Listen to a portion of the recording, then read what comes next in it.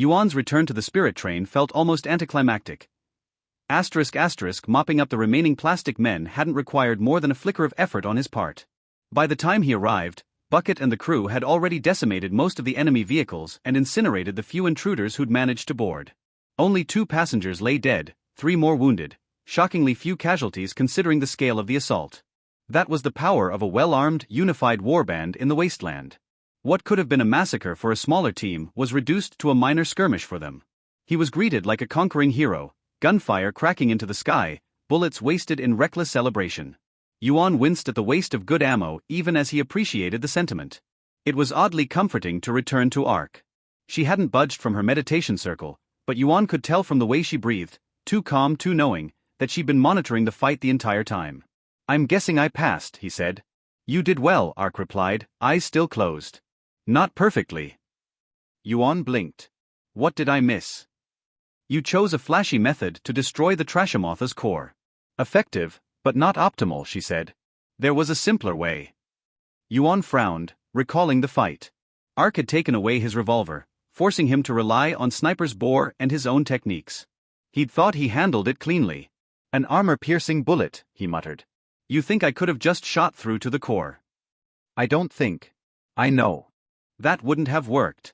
They don't have enough power unless I charge them with chi." Ark scoffed. "Who said you can only use one effect at a time?" Yuan fell silent. Slowly, realization set in. "You mean I could have stacked effects?" "As many as your skill allows," she confirmed. "A chi-infused, armor-piercing round. One clean shot. No fireworks. No wasted energy." Yuan winced. She was right. He'd let instinct take over. Rampaging through enemies and using Dragon's Breath had been exhilarating, but costly. If he had ended the Trashamoth earlier, maybe the passengers who died would still be alive. Ark approached battle like a scalpel, precise, efficient, unfeeling. Yuan, by contrast, was a storm. He adapted, evolved, learned by doing. Neither approach was wrong. But this time, hers would have saved lives. "You said you'd teach me how to learn," Yuan said, sitting beside her. "I guess that means learning in ways different from my own." Ark nodded. "Exactly. Every path has value. I assume you picked up that flashy fire-spitting trick from someone else." "I call it Dragon's Breath," Yuan said, ignoring her amused snort. "I've been thinking about adapting another move, something more elusive." "The mist body transformation you mentioned?" "Yeah. I've partially incorporated it into Black Haze already. Changed my lung chemistry to recreate gun-like effects. Now I'm wondering if I can do the same to my body. Turn it to smoke for a second. Flesh bone, transformed into something intangible." Ark opened her eyes, gaze sharp. "Once your sutras are fully engraved into your body, and if your soul aligns with the concept of gunsmoke, it's possible. There's a catch, isn't there?" 2. Ark raised her fingers. 1. Without a physical body, your core is vulnerable to chi attacks. 2. Maintaining intangibility drains focus and stamina fast. Most can't hold it for more than a breath. Yuan remembered Toshiro, who'd used the technique only in bursts. Now it made sense. Still, if it gave him a chance against Slash, his murderer, it was worth the risk. The man preferred close-range combat. If Yuan could phase through a killing blow, it might just keep him alive long enough to retaliate. "I should find out more about him in Battletown," Yuan thought aloud. The fact that the Khan sent him after the NATO cube means he's no lackey. He's probably in the Khan's inner circle. They fell into a long silence, cycling chi. Yuan's body screamed as he etched the next layer of sutras onto his flesh. By the end of the process, every nerve felt like it had caught fire. The script burned beneath his skin, an ode to the bullet hell where guns never jammed, and the screams of the dying were drowned out by eternal gunfire. Ark examined him, nodded once. "Good. Now comes the hard part." Yuan bared his ammo teeth. That was Ark's idea of encouragement. Fortunately, the arrival of Orient broke the tension. "Honored Conductor Yuan." "Lady Ark." "May I interrupt?" Orient asked politely. "I hope your meditation was fruitful." "It was," Yuan replied. "What's going on?" "We'll soon reach a vantage point overlooking Battletown," Orient said. "I suggest we stop for reconnaissance." "Agreed," Yuan nodded. "How are the others?" "Miss Holster has conducted the last rites. We've converted a section of the greenhouse into a burial grove. The families permitted us to use their remains as fertilizer. Standard practice, Yuan murmured. Maybe they'll return as spirit trees. One already has, Orient said with a small smile. I sensed a soul settling into the seed we planted in his chest. Reincarnated as a tree, perhaps there were worse fates. We'll need a strategy for entering Battletown, Ark added, conjuring a wisp of smoke. Charging in with a spirit train won't go unnoticed. The Moonlight sect arranged for our entry into the History Road competition, Yuan said. We'll blend in as a racing team. Among the freak show of sects? We'll disappear like a bullet in a battlefield. When they finally reached the overlook, the land ahead shifted. The desert gave way to blackened waters, the oil sea. Refineries dotted its edge like parasites feeding on fuel. And looming in the distance, lit in garish neon, rose Battletown, a city of smoke, steel and power. Machine towers stabbed into the sky around a metal pagoda the size of a mountain. It dwarfed everything Yuan had seen. Even Flesh Market seemed quaint in comparison. But it wasn't the city that caught Ark's attention, it was the 6 bizarre landmarks lining the highway to it. Each was distinct. A rusted metal spire. A stone pyramid. A palace with a bloated dome.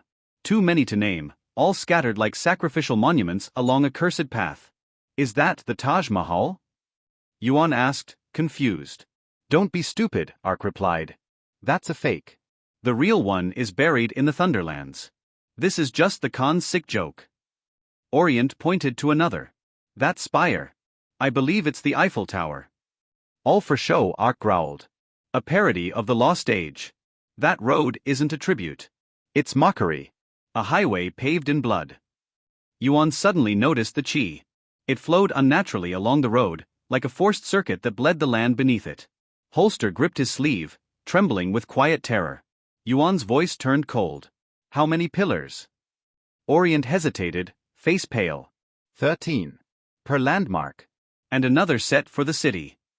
Hundreds of lives. Children, sacrificed to power this grotesque imitation of history.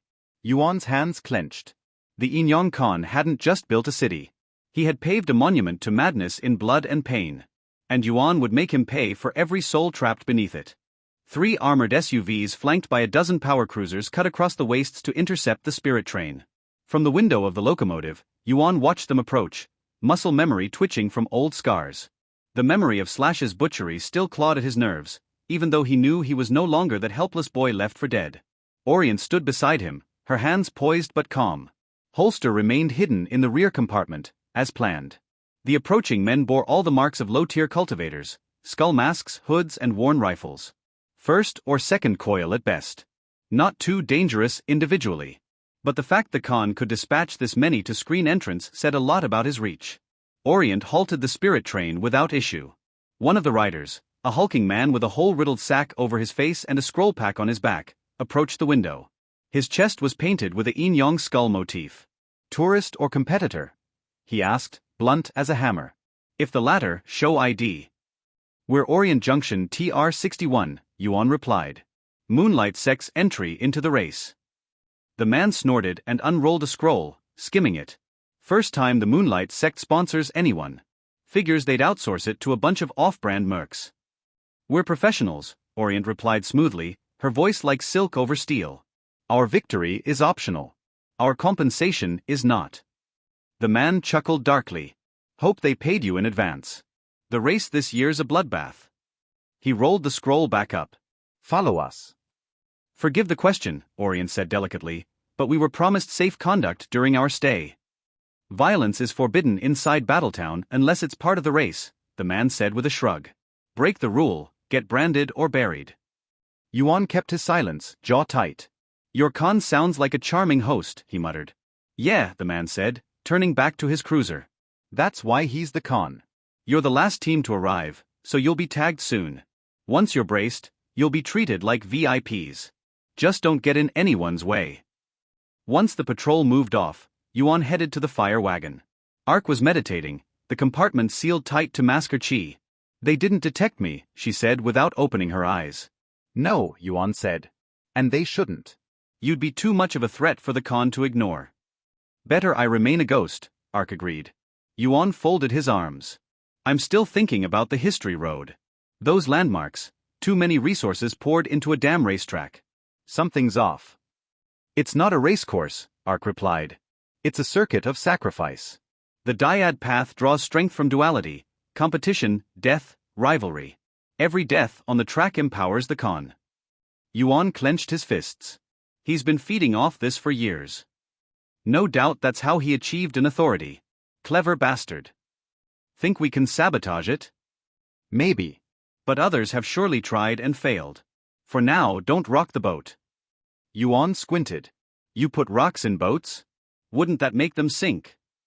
Ark smiled faintly. Yes, Yuan. Yes, it would. He got the sense he was missing something. But with the Khan's men watching, they'd keep a low profile. For now. Battletown loomed like a steel god. The closer the spirit train drew, the smaller flesh market seemed in comparison. Towering walls, sprawling districts of rusted neon and rising cranes, massive pagodas climbing toward the sky. The air buzzed with power. The ground shook with industry. Bridges connected it to the mainland, one leading directly to the cursed history road. Gun emplacements and wreckage surrounded the moat. The spirit train passed through the highway checkpoint, escorted in under heavy scrutiny. Then came the light. Battletown exploded into view. Blazing screens, neon arcs, and towers stacked like crooked teeth. The broadcast's glow saturated the horizon, but it was the sound that overwhelmed Yuan, a deafening multi-layered roar of machinery and life. They parked in a cordoned-off lot with hundreds of bizarre vehicles. Yuan gawked at a bone boat hovering above the ground, sails made of skin, a massive dead centipede strapped with sniper nests, a mechanical bird with missile feathers. Their spot was between a red racer, a green one, and a yellow tractor. The latter had buoys for wheels and a cartoon bird mascot mounted on the back. Its driver looked like a man-duck hybrid, feathers, flat beak, webbed hands, and a green beret. "Duckman will shit on your grave," he shrieked in a squeaky falsetto. Orient flushed red. Yuan stared. "I've shot a lot of birds," Yuan replied flatly. "Usually in the ass. You have made a powerful enemy today, gunman. Duckman is the quack that haunts your nightmares." The racing brothers on the other side cackled. "Think they'll kiss after this?" one said. "Only if she lays an egg," the other added. Yuan already hated the competition. Then came the war horn. All eyes turned to the loudspeaker tower. Standing atop it, larger than life and smug as sin, was Slash. Yuan froze. His core pulsed. His muscles tensed. Slash hadn't changed, same mask, same shirtless arrogance. But now he wore Yuan's gun at his hip like a trophy. "Yuan." Orient's voice barely reached him. She'd noticed his expression. He couldn't respond. Rage overtook him. He'd planned to lie low. Now every fiber of his being screamed to raise his revolver and splatter Slash's skull across the tower. Slash lifted a microphone. "Drivers," he boomed, voice blaring from the tower. "Stand on your vehicles." Yuan ripped open the train door, cracked the knob in his fury, and climbed onto the roof. Around him, racers, human and monster, stood ready. "I hope you're pumped." Slash roared. "Because once again, you've come to bleed red and lead across the history road. For glory, for power, for the roar of Battletown." Cheers erupted. Yuan didn't cheer. He glared, eyes locked on the bastard who'd murdered his friends. Slash scanned the crowd. Then their eyes met. For a heartbeat, Slash froze. His lips curled beneath the mask. "You." Hey, welcome to Firescale Audiobooks. If you enjoy our audiobooks, please consider subscribing to the channel. Also, feel free to share your review in the comments section below. "Who the fuck are you?" Slash asked. Yuan's bullet core burned in his skull. The power of the gun which sustained his life magnified his righteous fury, fanning the flames of his anger until they transformed into a blaze of rage. It took Yuan all of his willpower to not wave a recoil blast barrier around his hand and shoot Slash down in front of the entire racer assembly. Weeks after weeks of meditation gave him enough self-control to resist that overwhelming temptation. Yuan knew that even if he managed to slay Slash in one blow, doing so inside the Khan's stronghold would result in his and his team's own destruction. Yuan cared little for his own personal safety, but the thought of Holster being sent back into slavery and Orient being destroyed by an artillery bombardment stayed his hand. "Of course you wouldn't remember," Yuan said, his voice little more than a low, threatening growl. "The likes of you, they never remember the lives they take." "Yeah, that's the thing. I can feel your hatred towards me from here, but I would remember a Borg as ugly as you are." Slash chuckled disdainfully. "Unless you went to the metal lists for power? What couldn't take me on your own?" Yuan's jaw clenched. How dare that soulless bastard mock all the struggles he had to overcome to refine his body into this? So many eyes had turned to stare at him, but he ignored them all. He pointed a finger at Slash's handgun. That gun is mine, Yuan threatened. Alongside 3 lives, Yuan's own included. I'm going to take it back. This piece of junk? Slash lazily grabbed the handgun and pretended to study it. Oh, right. I remember. He pointed the gun at Yuan's forehead, at the exact spot where he once shot him dead. I took it from a scrap who died like his teammates, Slash said, his voice oozing malevolence. Like a whining bitch. Memories of that duel surged back to the forefront of Yuan's mind, blinding him with that dreadful memory of being humiliated and then murdered in the desert. The sensation of that fatal shot worming its way into his skull scorched his iron brain, forcing him to recall the pain. The shame. Yuan tried to take a step forward, only for iron bindings to subtly rise from the spirit train's roof and restrain his feet. Orient's influence. Yuan also sensed a presence below him touching his chi with feng shui, calming his wounded soul and helping clear his mind of the gun's vengeful madness. Holster. His closest allies had wisely stopped him from making a big mistake. Realizing Yuan wouldn't take the bait, Slash decided to pour more salt on the wound. I've only used it to kill scraps since. My sword is too good for them, you see? Too good for the likes of you. Come down from your perch if you dare, asshole, Yuan replied coldly, his mind his own again, but his disdain unabated. You'll be the one dead in a ditch then. Violence is forbidden for now, Slash said with a sorrowful sigh as he holstered his stolen gun. Outside the race itself, of course. Yuan spat liquid gun smoke onto the ground below the locomotive. Coward. The fangs of Slash's mask morphed into a vicious scowl. Yuan started to wonder if it was part of his actual face. Hardly, Slash replied. Can't kill you even if I wanted to. The big bad Khan won't let his men participate, myself included. It's gotta be fair, you understand. No favoritism. He's afraid we'll kill you all? One of the racers jeered, the taunt echoed by laughs and shouts of anger. The assembly brimmed with bloodlust, excitement, and vengeful hatred for the Khan. I like your spirit. Slash replied with a maniacal grin. He dramatically pointed at Yuan with his fist. Say, Scrap, how about we raise the stakes? You and me, one-on-one. Pick the time and place, Yuan replied with a snort of disdain. That's where and when you'll die. In 4 days' time, in the Pagoda of Conquest. Slash waved his hand at the immense palace overseeing Battletown. If you win the race or at least get into the top 3, then you'll be invited to the big boom party. There will be free to fight at our leisure. I'll get to behead you right in front of the big man himself. Royal Road is the home of this novel. Visit there to read the original and support the author. Yuan smiled, his teeth morphing into a furious and predatory snarl. Dig your tomb. I look forward to putting you back into your own. Slash laughed maniacally, then lost interest in Yuan. Anyway. Thank you all for coming to unmake this world further. You've got 3 days to write your will and make peace with death, cause afterward, many of you won't outrun it. Slash snapped his fingers. The giant screens adorning his perch tower lit up and projected pictures of a large racing circuit with 6 major checkpoints. For newcomers, the rules of the competition are simple. Slash announced. Once the race begins, your registered vehicle has to pass by all 6 landmarks and then cross the finish line first. A special barrier fueled by the big bad Khan himself will prevent you from veering off track. Otherwise, anything goes. Murder techniques, whatever it takes to win. It's first past the post at any cost. Yuan glanced at the other racers. To his frustration, he realized quite a few among them were eyeing him in particular, from that duckman to monstrous hulks of flesh and savage Borgs. Publicly singling out one of the Khan's henchmen for a duel had brought too much attention to his team. Our first 3 victors will get a seat at the Khan's table and a front-row view of the celebrations, but only the winning team will earn the ultimate prize. Slash chuckled darkly. A fortune in slaves, pills and gold, plus the right of first annihilation. The history roadmap shifted into one of the Fanged Coast. Multiple points appeared all across it alongside names. Flesh Market, Gatesville, Furyland and so many others. These are the 53 settlements within the Enyong Khan's reach, many of them your own or your enemies. Slash boasted. Win the race, and you'll get to pick which one is wiped off the map forever.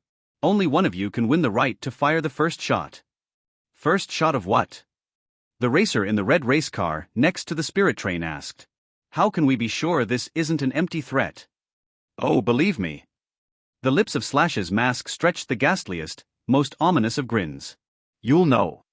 A chill traveled down Yuan's spine. He could wager how the Khan intended to prove his threat was no bluff at all, with an early demonstration. We'll now distribute a bracer to all participants and their crews. Slash announced, patrolman moving among the racers. You'll enjoy the Khan's protection inside Battletown until the races start, and not one more day. The big bad Khan will see you all at the battle's dawn for the final salute. Burying his overwhelming urge to slaughter Slash now that he had finally shut up, Yuan forced himself to prioritize his allies' safety and return to the locomotive. The cloud of fury veiling his mind quickly dispersed the moment he lost sight of his murderer. His bullet core continued to pound in his skull, but nowhere near as painfully. Having a clear mind let Yuan realize that he hadn't thought things through. Even if he won the duel with Slash, fighting him in front of the Inyang Khan's court meant that the warlord might take an interest in him and his allies, either to execute him for killing one of his men, or worse, force Yuan into his service. Then again, this could provide a good distraction to take the cube. If only Ark hadn't been so cryptic. She had warned him that the gun fed on the cycle of revenge between Gunsouls and their murderers, but failed to mention its pull. It seemed their patron was very willing to remove their safeties and hasten the gunfight whenever the opportunity presented itself. Yuan would have appreciated a warning on that front. He and his mentor would have to talk. Again. Yuan found Holster and Orient waiting for him in the engine room, both of them giving him looks of concern. Are you feeling better, honored conductor Yuan? Orient inquired. Yeah, I think so, Yuan replied with sincerity. Holster's small smile of relief warmed his heart. Thank you, both of you. I wasn't myself back there. Wasn't thinking clearly. Brought too much attention to us. I am not so sure, honored conductor Yuan, Orient reassured him. Challenging one of the Inyang Khan's men in public indeed puts the spotlight on you, but it will also encourage our host's enemies to approach you. I suspect we will find an opportunity to form valuable alliances. Maybe, Yuan conceded. He doubted every racer was happy to participate in this race. Many threw their hats into the ring for fear of their own destruction. He would trust none of them with the cube's secrets, but a few might be interested in sabotaging the race. Afterward, Yuan had Holster briefly hide under a seat while the Khan's men distributed bracers to the contestants. They looked plain enough, a mere ring of ceramic bearing the Khan's skull insignia and woven sutras. It's a simple enough object, Orient said after checking it out. It registers the wearer's chi signature and allows the creator to track down the wearers anywhere. Does it have any other effect? Yuan asked. He didn't detect anything special about it. Like draining our chi? Not that I can tell yet. Miss Holster and I will do our best to analyze it. Orient shook her head. I am more worried about that masked man. His chi felt wrong to me. Yuan cursed himself for his lack of foresight. He had been too busy keeping his composure and dwelling on his anger to analyze Slash's chi while he had the chance. Wrong how? I am not sure how to explain it, Orient said, her fingers stroking her chin. He is divided, for lack of a better term. I had the feeling half of him was somewhere else. Yuan heard a knock on his side. He looked down to see Holster peeking from beneath a seat, her hands joined to form a hand sign. Mask. Yuan translated. Something with his mask? Holster shook her head, then elaborated with more hand signs whose meaning bothered Yuan. Slash is a mask? Did she mean Slash was hiding his skills? It made sense considering his seeming importance in the Inyang Khan's hierarchy, but Holster's unnerved expression told him he should take the warning literally. What was Slash hiding? Whom was he hiding? Yuan had only spent a day in Battletown, and he already hated it. While the city was made of steel, suffering and exploitation were its true foundations. Yuan guessed he should have expected a place centered around a yearly death game and the slave trade to cater to all of humanity's vices. The streets sprawled with taverns, inns, bars, restaurants, brothels, drug shops and gambling dens. Every street corner even had its own massive screen showcasing one gladiatorial match or another. History Road wasn't the city's only attraction. Battletown hosted lesser racers, cage matches, and crueler games. Yuan briefly watched one on a screen where slaves were thrown at a firewheel and people bet on the order in which the monster would crush them. It took all of his willpower not to shoot it down in disgust. The city did feel safe, in an oppressive kind of way. Groups of Oni thugs and Yaoguai warriors bearing the Khan's insignia patrolled the streets and promptly reacted to any commotion. Yuan had passed by a wall covered in the nailed hands of thieves who thought they could prey on tourists. Those were the lucky ones. Most criminals were enslaved and then sent to die fighting spirit beasts in one arena or another. The city housed so many slave auctions Yuan found it nauseating. The city hosted a market's worth of flesh auctions near its docks, where Yaoguai slavers from beyond the oil sea bet gold and pills on the finest flesh-crafted workers this side of the Fanged Coast had to offer. Yuan had seen human pillars younger than Holster forced to board a ship run by giant spiders. The more time Yuan spent in this town, the more he struggled against the urge to blow it all up. He knew instantly which place he would select should he ever win the right of first annihilation, even if the Inyang Khan laughed it off. For now, he forced himself to behave and keep a low profile. Yuan, Bucket, and a few others had spread across Battletown to gather information and learned a few interesting tidbits since. First of all, Slash apparently acted as the Inyang Khan's major domo and right-hand man. Not only was he in charge of managing Battletown's biggest events and overseeing competitor recruitments, he also served as the city's chief of police. Information about his actual capabilities remained sparse and elusive. Slash rarely got his hands dirty, and few survived to tell the tale when he decided to. Second, Yuan gathered some tidbits on his fellow racers at a bar serving as a gambling den for the games. Its owners had compiled lists of contestants and the current bets on them, along with some other details like which sects sponsor them.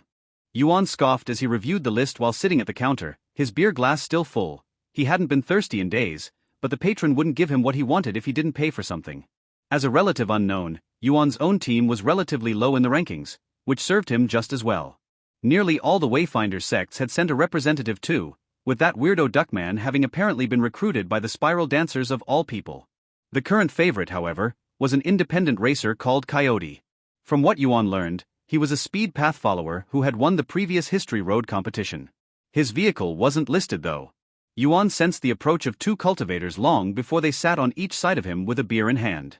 They were twins, both grizzled men in their 40s with short dark hair, black eyes, 3-day-old beards, and matching leather jackets adorned with racer bracers. The only thing that set them apart were the color of their scarves and height. The shorter one wore a red piece of cloth, and the taller of the two wore a green one. Yuan pretended not to notice them, knowing they would make the first move, which they did. Scouting out the competition? Red Scarf asked while reading Yuan's list. Yuan instantly recognized his voice. You're the sibling racers from yesterday. You've got a good ear. Red Scarf offered him his gloved hand. Name's Mel, and that's my brother Hardy. I'm the older one by a minute, but Hardy's taller. You make me blush, bro, the other replied with a chuckle. Yuan stared at the hand offered to him, but didn't take it. You're with the Dyad sect, he said with a grunt, having read their names on the list.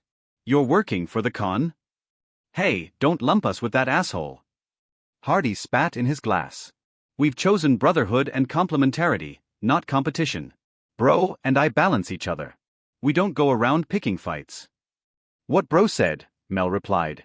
We represent the Dyad sect, but the only thing we share with the Khan is our chosen path. He gives us all a bad name. Which is why we figured we should talk to you, Hardy added.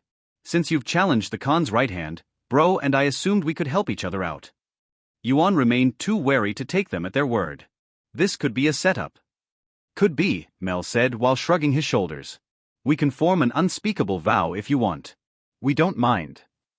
The offer was so bold it took Yuan aback. You would risk your cores? It's not like we're promising a service, Mel replied with a shrug. We're just swearing that we're telling the truth right now. Seems safe enough to build up trust. If you stumble upon this narrative on Amazon, be aware that it has been stolen from Royal Road. Please report it. He had a point. Yuan hadn't heard of any path that could violate or trick an unspeakable vow, so he might as well go along with it. He stared at Mel's hand for a moment before taking it. His grip was strong, but friendly enough. Name's Yuan, he said before proceeding with the vow. I swear on my core I'm not an ally of the Inyang Khan. And we swear on ours we aren't allied with or employed by the Inyang Khan and his forces, Mel and Hardy said at the exact same time. Yuan felt a brief pressure on his bullet core, then nothing. See? Not too bad. No, it's not, Yuan conceded. He did love their forwardness. You're looking for information? Same as you, I suppose, Mel said. Bro, and I figured we could pool our knowledge. You scratch our backs, we scratch yours, Hardy added. In. Yuan nodded sharply. He didn't entirely trust these two, but forming a loose alliance with fellow racers could only make his job easier, at least for a time. In. All right then, Mel said. First thing first, that right of first annihilation, think that's a bluff? Yuan's jaw clenched. No, it's not a bluff. The Khan has gained access to a power that may be able to destroy a city with the right setup. Mel raised an eyebrow. May. I'm not sure he can control it, Yuan replied. After seeing the gun in action, he doubted that anyone could truly handle a demigod of ultraviolence, let alone an incarnation of nuclear devastation. It could blow up in everyone's face for all I know. I see, Mel sipped his beer. What's that power exactly? Can't say, Yuan replied. He might have already given too much away. All that I can tell you is that it has to go away. Withholding info isn't very fair play, Mel said with a frown. But we can agree on that last part. Yuan looked at him. You don't want the prize? No. We don't have any enemies, we just don't want our place to disappear. Important distinction. Mel shrugged his shoulders. We're participating to ensure nobody blows up our home. We'll likely pick an empty spot in the desert if we win, Hardy said. Or the least populated place, should the dickhead Khan insist on blowing up a city. The nickname made Yuan chuckle. Same, he lied before asking a question of his own.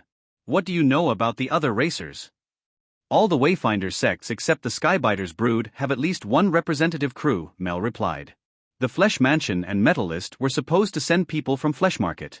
Gaiak and Gatling Boy, I think their names were. Gatling Man, Yuan replied. It surprised him to hear of those two again, but from the casual way Mel spoke of them, the news about the city's destruction hadn't reached Battletown yet. They aren't coming.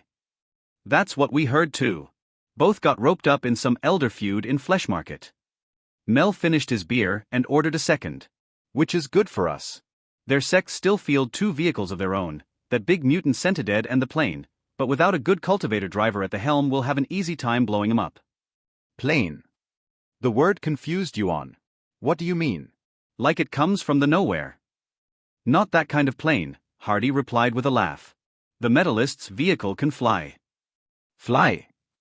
Yuan stared at him in shock, half expecting a joke and receiving none. Is that allowed? Why not? Hardy chuckled. So long as it passes by the landmarks. The Khan's barrier extends upward, so the plane can't fly too high though, Mel said. Should still be within shooting range if you want to take it down. The Death Song sect sent that bizarre ship thing, Hardy added.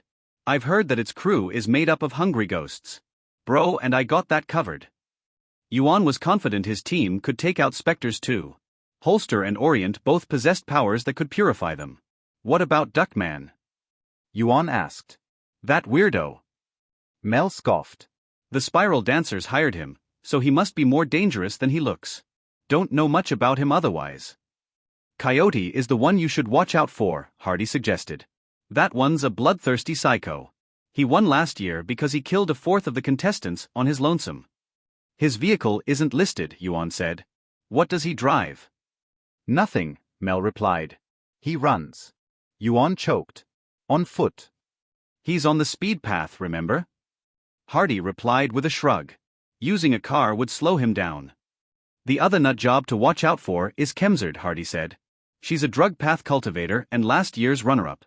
She gains different abilities based on which drug she consumes at any given time, but as you can guess, cocaine and techniques don't mix well. You never know how she'll act. You're offering me a lot more information than what I gave you, Yuan noticed. Someone needs to give something away to build trust, otherwise nobody's gonna cross the bridge. Mel set his second glass aside. Bro, and I have a proposition for you. Yuan guessed immediately. You want to form an alliance? Sort of. Mel joined his hands. We get out of each other's way until we reach the finish line. Afterwards. Well, no hard feelings. It doesn't have to end that way, Yuan pointed out. I won't blow up your hometown. Mel shook his head, much to Yuan's surprise. That's kind, but from the way you challenge Slash, that psycho will ask the Khan to blow up our place if you swear to spare it just to piss you off. Only way we can ensure its safety for certain is if we win, Hardy added. Can't reduce our options by agreeing to a vow with you. I see, Yuan replied. It was a shame, but he didn't begrudge them for choosing that option. They had no idea how the race would go, so any alliance might prove counterproductive past a certain point. At least they could avoid becoming enemies until the very end. About Slash, someone told me half of his cheese seemed to be elsewhere. That's because it is, Mel replied. The dyad path is unique in that it requires two cultivators to walk it together, whether as foes, rivals, or allies. Bro's core and mine are intertwined, Hardy said. We can fuel each other's chi at will and combine our techniques. It's the path of duality, his brother continued. Yin and yang reflections, eternal rivals, master and student. Yuan's jaw clenched as an idea crossed his mind. A tyrant and his right hand? Mel scowled grimly. That's our guess too. Yuan pondered that information. The Yin-Yang Khan and Slash had likely formed a dyad bond. This explained why the former trusted the latter with the cube's recovery, and why the Khan would never allow Yuan to kill his right hand even if Slash agreed to a fight. I suppose you won't tell me about your sex techniques? Yuan asked. He doubted they would agree, even if they opposed the Khan, but it didn't hurt to inquire. No way, Mel asked with a warm laugh. But we'll tell you this, the further a duo progresses along the dyad path, the stronger the bond becomes. At one point, it can transcend death itself. A chill traveled down Yuan's iron spine. How so? Our elders can bring each other back from the nowhere so long as one of them lives, and both fear the Yin-Yang Khan. Mel gave Yuan a long hard look. If you want to kill the student for good, then you'll likely have to kill the teacher too.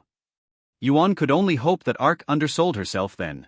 Jared Lachair's clinic was unlike what Yuan had expected from a flesh mansion sect cultivator. Instead of a chapel of flesh built from the backs and spines of harvested slaves, it was a mere office located in one of Battletown's poorest districts far away from the slave market. Glowing bars set into the ceiling nearly blinded Yuan with harsh light when he walked inside, while rows upon rows of shelves were filled with bottled body parts and harvested organs. The room was cleanly pristine and free of bloodstains, while strange devices boasting arms equipped with saw blades, needles, and other surgical implements sat in a corner. That alone surprised Yuan, as few self-respecting flesh mansion sect cultivators would rely on machinery. A look at Jared Lachair told him that the man differed quite a bit from the likes of Gaiak and Elder Polio.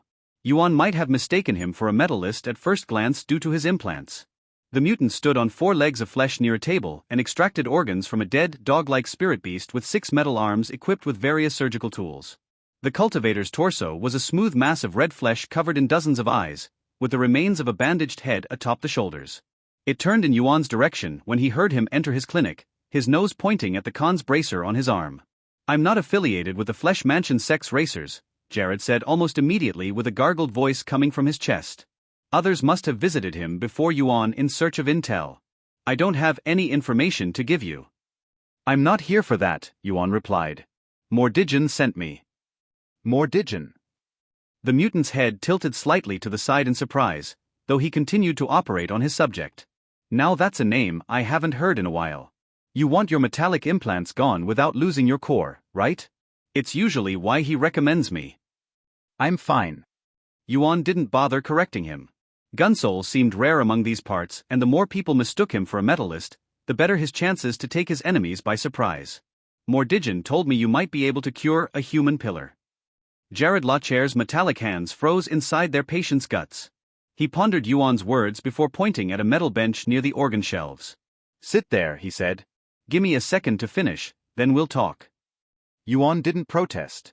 He sat and watched as Jared extracted every organ from the spirit beast, its pulsating core included, then placed them inside jars smelling of formaldehyde. The strange surgeon then shoved the corpse into a small box near the table, one with teeth and a tongue that swiftly swallowed the flesh and bones with a hungry growl. From the chi it produced, Yuan assumed it must have been a pet mimic of some sort. Cure how? Jared asked curtly. Cure her of everything, Yuan stated bluntly. Can you repair her core? Maybe, Jared replied. His hesitance felt like a cold shower to Yuan. How old is she? She's a child no older than 10. Good for her. Yuan's outrage must have shown on his face, for Jared immediately waved a metal hand at him. Don't misunderstand me.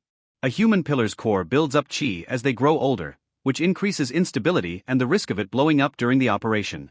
She hasn't reached puberty yet, so she has good odds of fully recovering. Yuan's jaw clenched in frustration. Good odds. Repairing a human pillar's core is an elder-level surgical operation, doubly so if you want them to live through it. It'll cost you a lot. Yuan expected as much. How much do you want? It's not about what I want, it's about what I need.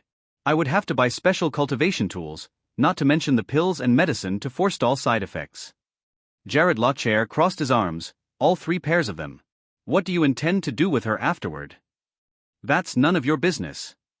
I suppose not, But I'm curious, Jared replied. It's not often someone visits me to undo what makes a human pillar so valuable around these parts. Is she family?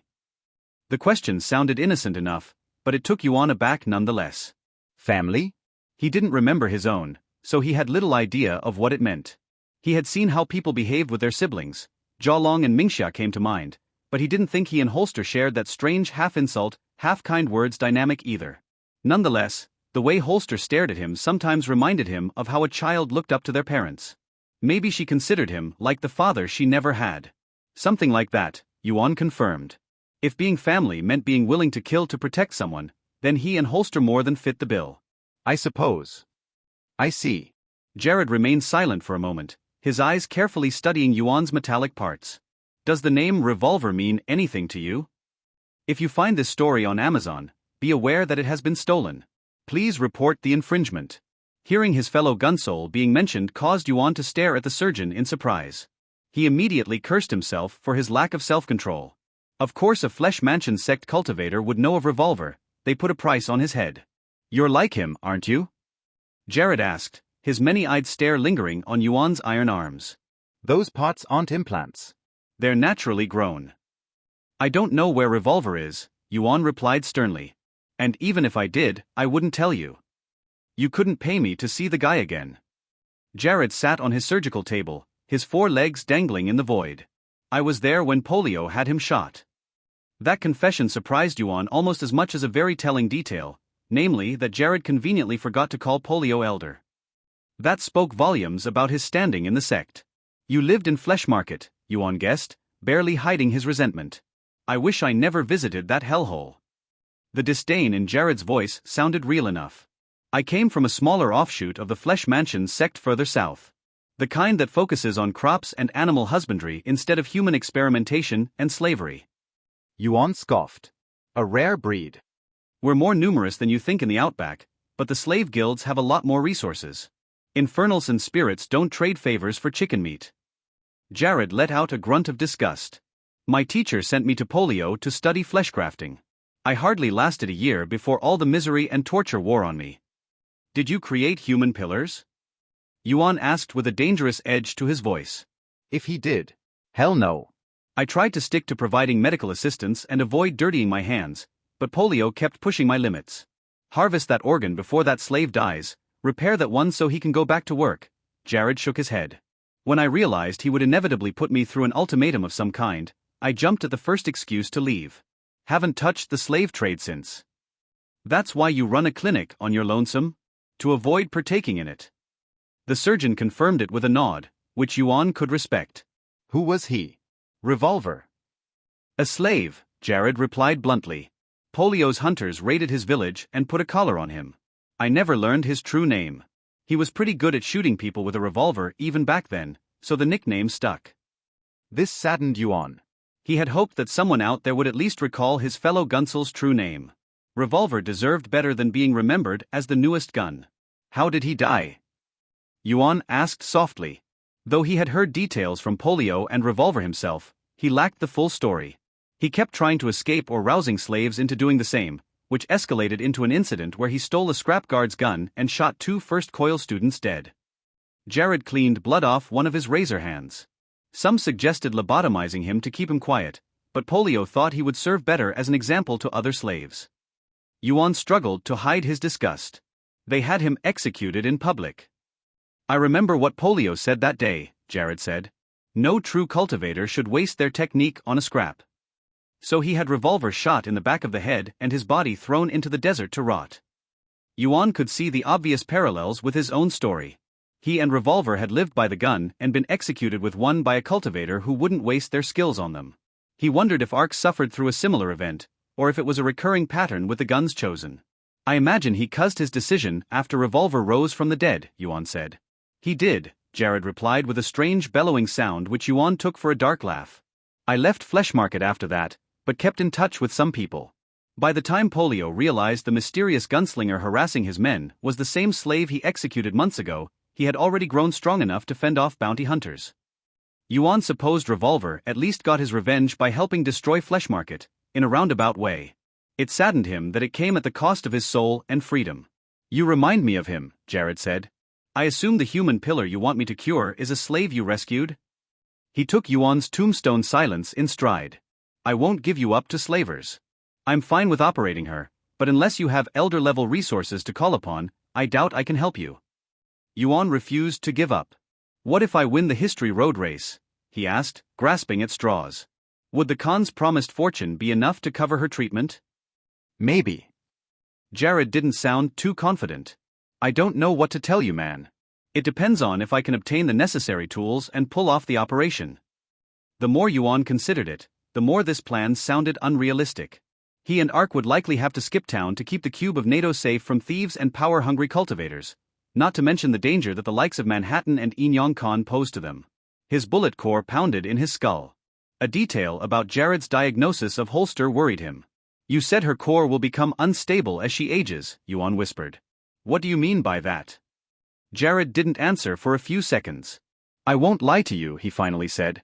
That girl's core is likely to rupture and kill her by the time she reaches puberty, if not beforehand. Human pillars aren't built to last. A cold shiver took over Yuan, straining his muscles and freezing his gunpowder blood in his veins. He recognized that feeling, though he hardly felt it anymore, the chilling kiss of fear. Part of him already suspected something like this. All human pillars he heard of were children, but he simply assumed that their creators stuck to young people because spirits and infernals found them more valuable. He hadn't considered the possibility that they came with an expiration date. The idea of Holster dying so young shook him to his core. There are options, Jared said upon sensing his unease. A powerful long spirit could cure her, and there are artifacts out there that might do the same. If the worst comes to pass, Mordigin can consume her core. And turn her into a scrap, Yuan replied without enthusiasm. He knew it was hypocritical since he had been one not too long ago, but becoming a gunsoul had since opened his eyes. Holster would be prevented from doing so many incredible things, and becoming a scrap meant being preyed upon by cultivators. No, he was letting his feelings cloud his judgment. Removing Holster's core wouldn't have to be the end of it. Yuan worked for years to gather enough cash and contacts to buy himself a pill.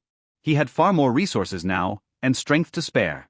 He could find one for Holster's sake. Could she develop a new core after her old one is removed? Yuan asked. By taking a pill? No, Jared replied, dashing his hopes. Her body will be so spiritually weakened it will be unable to form one even with a chi infusion, bar the intervention of a powerful spirit or force. I wouldn't risk it. Of course it couldn't be so simple. Nothing ever was. Nonetheless, Yuan refused to give up. Something deep inside his bullet core compelled him to find a better option, one that would let Holster keep her powers without robbing her of her future. He would give her the life he always wanted and never had. Yuan threw himself into his training after his encounter with Lochair. Both his and Bucket's attempts at gathering information or approaching their fellow contestants yielded little results so far. Orient was nowhere near the fastest vehicle in the competition, and few competitors appeared interested in an alliance besides Mel and Hardy. Rampant paranoia and the fact Yuan openly challenged the Khan's right-hand man made many wary of him. And most worrying of all, they hadn't found a single sign of Manhattan's presence yet. The nuclear cultivator should be somewhere in the city. He knew that the Khan had the cube and left Flesh Market long before Yuan's crew. He should have arrived earlier. Yuan suspected he was likely biding his time until the victory celebration. If so, they would have to plan for his inevitable interference. Yuan would have to fight many powerful enemies very soon, and crossing the fourth coil would help with that. Moreover, it would also provide a good bargaining chip to form alliances with other racers. The stronger Yuan became, the more attractive a partner he would become in their eyes. Hence he decided to spend the days and nights preceding the race training non-stop. He had completed his Soul Sutra circuit by the second day, a swift progress that pleased Ark. You're almost there, Ark told him once he finished. She sounded halfway enthusiastic for once. Now comes the hard part. You'll need to cycle non-stop until your bullet core fully aligns with the sutra script and thus perfects the circuit. That step will permanently bind you to the gun path, so here's your last chance to quit. You already know my answer, Yuan replied with a grunt. Will it compel me to shoot Slash on sight though? Still sulking over that? Ark snorted. I told you, the gun feeds on the cycle of revenge. Your desire for payback is the very thing that fueled your resurrection. You could have told me that my bullet core would influence me so thoroughly. You resisted the call, didn't you? Ark didn't apologize in the slightest. The gun has no more pull than a tiny voice in the back of your mind. It strengthens what's already in your heart. It encourages you, but the choice to pull the trigger remains your own. Yuan may have stopped himself, but he would have appreciated a little forewarning. You just have to withhold information, don't you? Yes, because otherwise you'll start taking straight answers for granted. Ark's lips twisted into a smirk of cruel amusement. Half of a cultivator's training is learning how to handle frustration. If so, then Yuan was overqualified. You'll need to meditate without interruption until the process is complete. Any interference could prove disastrous, so you'll have to seal yourself shut someplace until you finish or die. Ark said the last part so absent-mindedly that Yuan nearly missed it. The metals wagon will help by increasing the output of qi you can cycle with. With luck and perseverance, you should cross the fourth coil within a day's time. A day. A surge of pride flared within Yuan's heart. I've hardly been a cultivator for a month, and you think I could cross the fourth coil so soon? Don't get cocky, Ark warned him. You're about to hit the authority wall. It's possible to blaze through the coils beforehand, and you're not the quickest to do so, but that step takes years to cross if ever. Most elders languish there for decades. Yes, I know. Yuan was only trying to find some joy in his progress. I'm not going to catch up to you or Manhattan anytime soon. No, Ark replied bluntly. But keep working hard and you'll eventually close the gap. No mountain is too tall for the determined to climb. Something about her tone gave Yuan pause. Her words sounded like the same vague platitude every sect teacher gave their students at one point or another, but they carried a blunt kind of earnestness. He vividly recalled how Ark first dismissed him when she took him under her wing, half expecting him to die long before he reached Manhattan. Love this novel? Read it on Royal Road to ensure the author gets credit. Her opinion of him had changed a great amount since then. Now she believed he could eventually create his own authority given time and effort. It inspired Yuan to do better. Ark remained silent for a few seconds and then quickly moved on. The gun demon incarnation technique works by temporarily transforming you into your spiritual reflection. Cycling constantly will force your bullet core and body to align with your soul. To put it simply, you'll briefly become an infernal, a weapon demon of gun violence. Yuan scowled. Like the gun.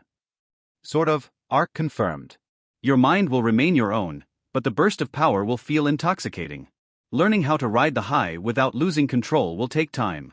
I suggest that you focus on an emotional anchor while in that state. Remind yourself of what keeps you grounded so you don't fly off. Yuan already knew exactly what to focus on. How long will the transformation last? Until you run out of qi or cancel it, Ark replied. The gun demon incarnation technique is a double-edged sword. It'll grant you a burst of power, multiply your strength, and provide you with natural weapons at the cost of a future backlash. Once it ends, you'll be unable to use techniques for a brief lapse of time as your body recovers. Only techniques? Yuan noticed the subtlety. So you are saying I can still use feng shui and sutras afterwards? You catch on quickly, Ark complimented him. The more time you spend in your infernal form, the longer the technique loss will last. You'll need to pace yourself. Yuan nodded sharply, then rose up to move to the metal wagon and proceed with the exercise. He briefly stopped at the door as he recalled something. What is it? Ark asked. You learned about the perfect shot from a long dragon sage, Yuan replied. Do they still live?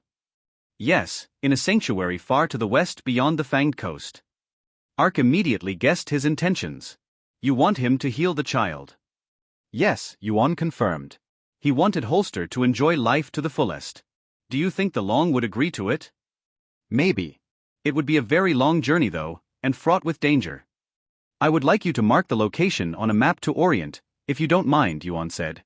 If either of us doesn't make it through the competition, I would like her to lead Holster to that Long for treatment. I see no issue with that. Once again, Ark's lips stretched into that strange smile of fondness. I'm starting to believe I was wrong about you. In a good way?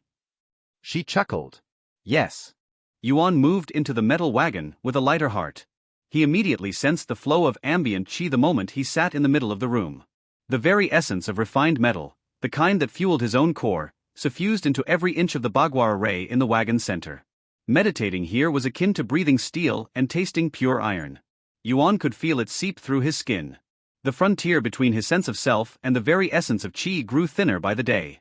Processing it through his bullet core hardly demanded any conscious effort on his part. Yuan began to cycle, a pulse of chi emerging from his core and traveling through his wafer-thin layers of circuitry. The sutras engraved into his veins formed a single formula whose near-invisible nano-inscriptions lit up one after the other as chi traveled through his body from his head to his toes and then back up to his skull. His piston muscles and steel flesh sang a prayer.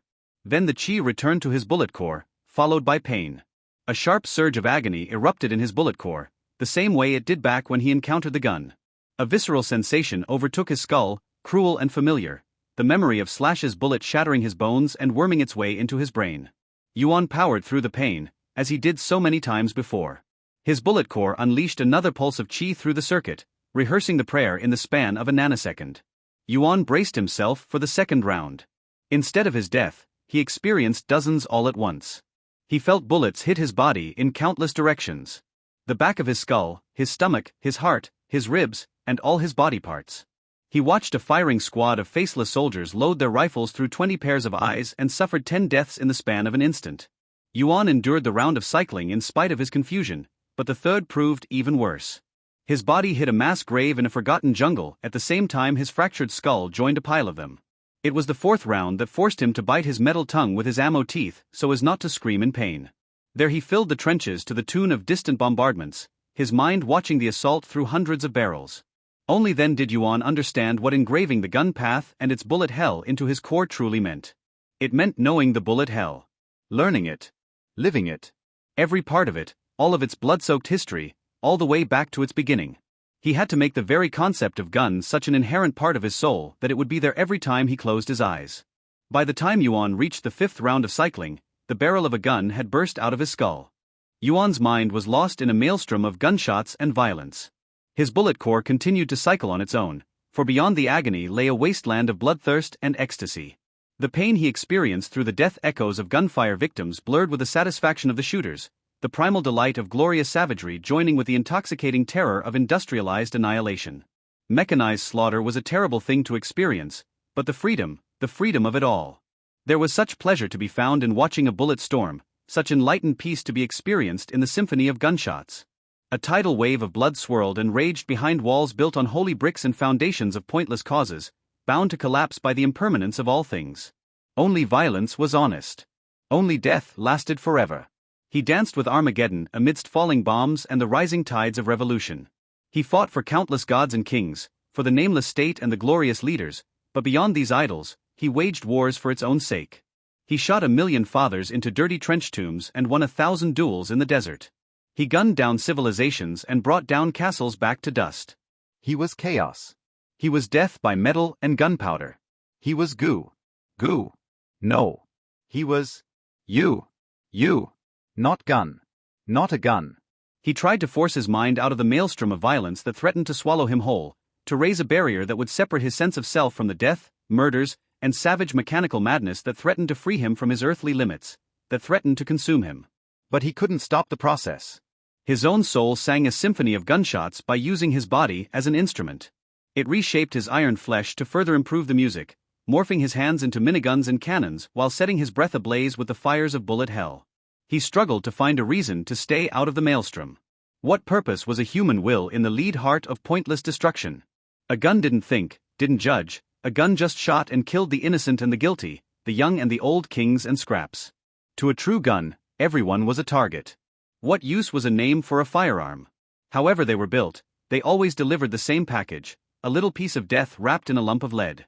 A name alone wasn't enough to keep him grounded in reality, for every gun existed for itself anyway.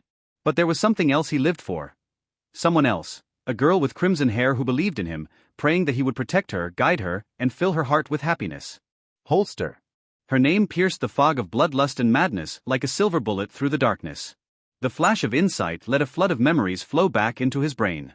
His name was Yuan Guang, and he was no ghost haunting countless battlefields, but a man sitting alone in a room of steel.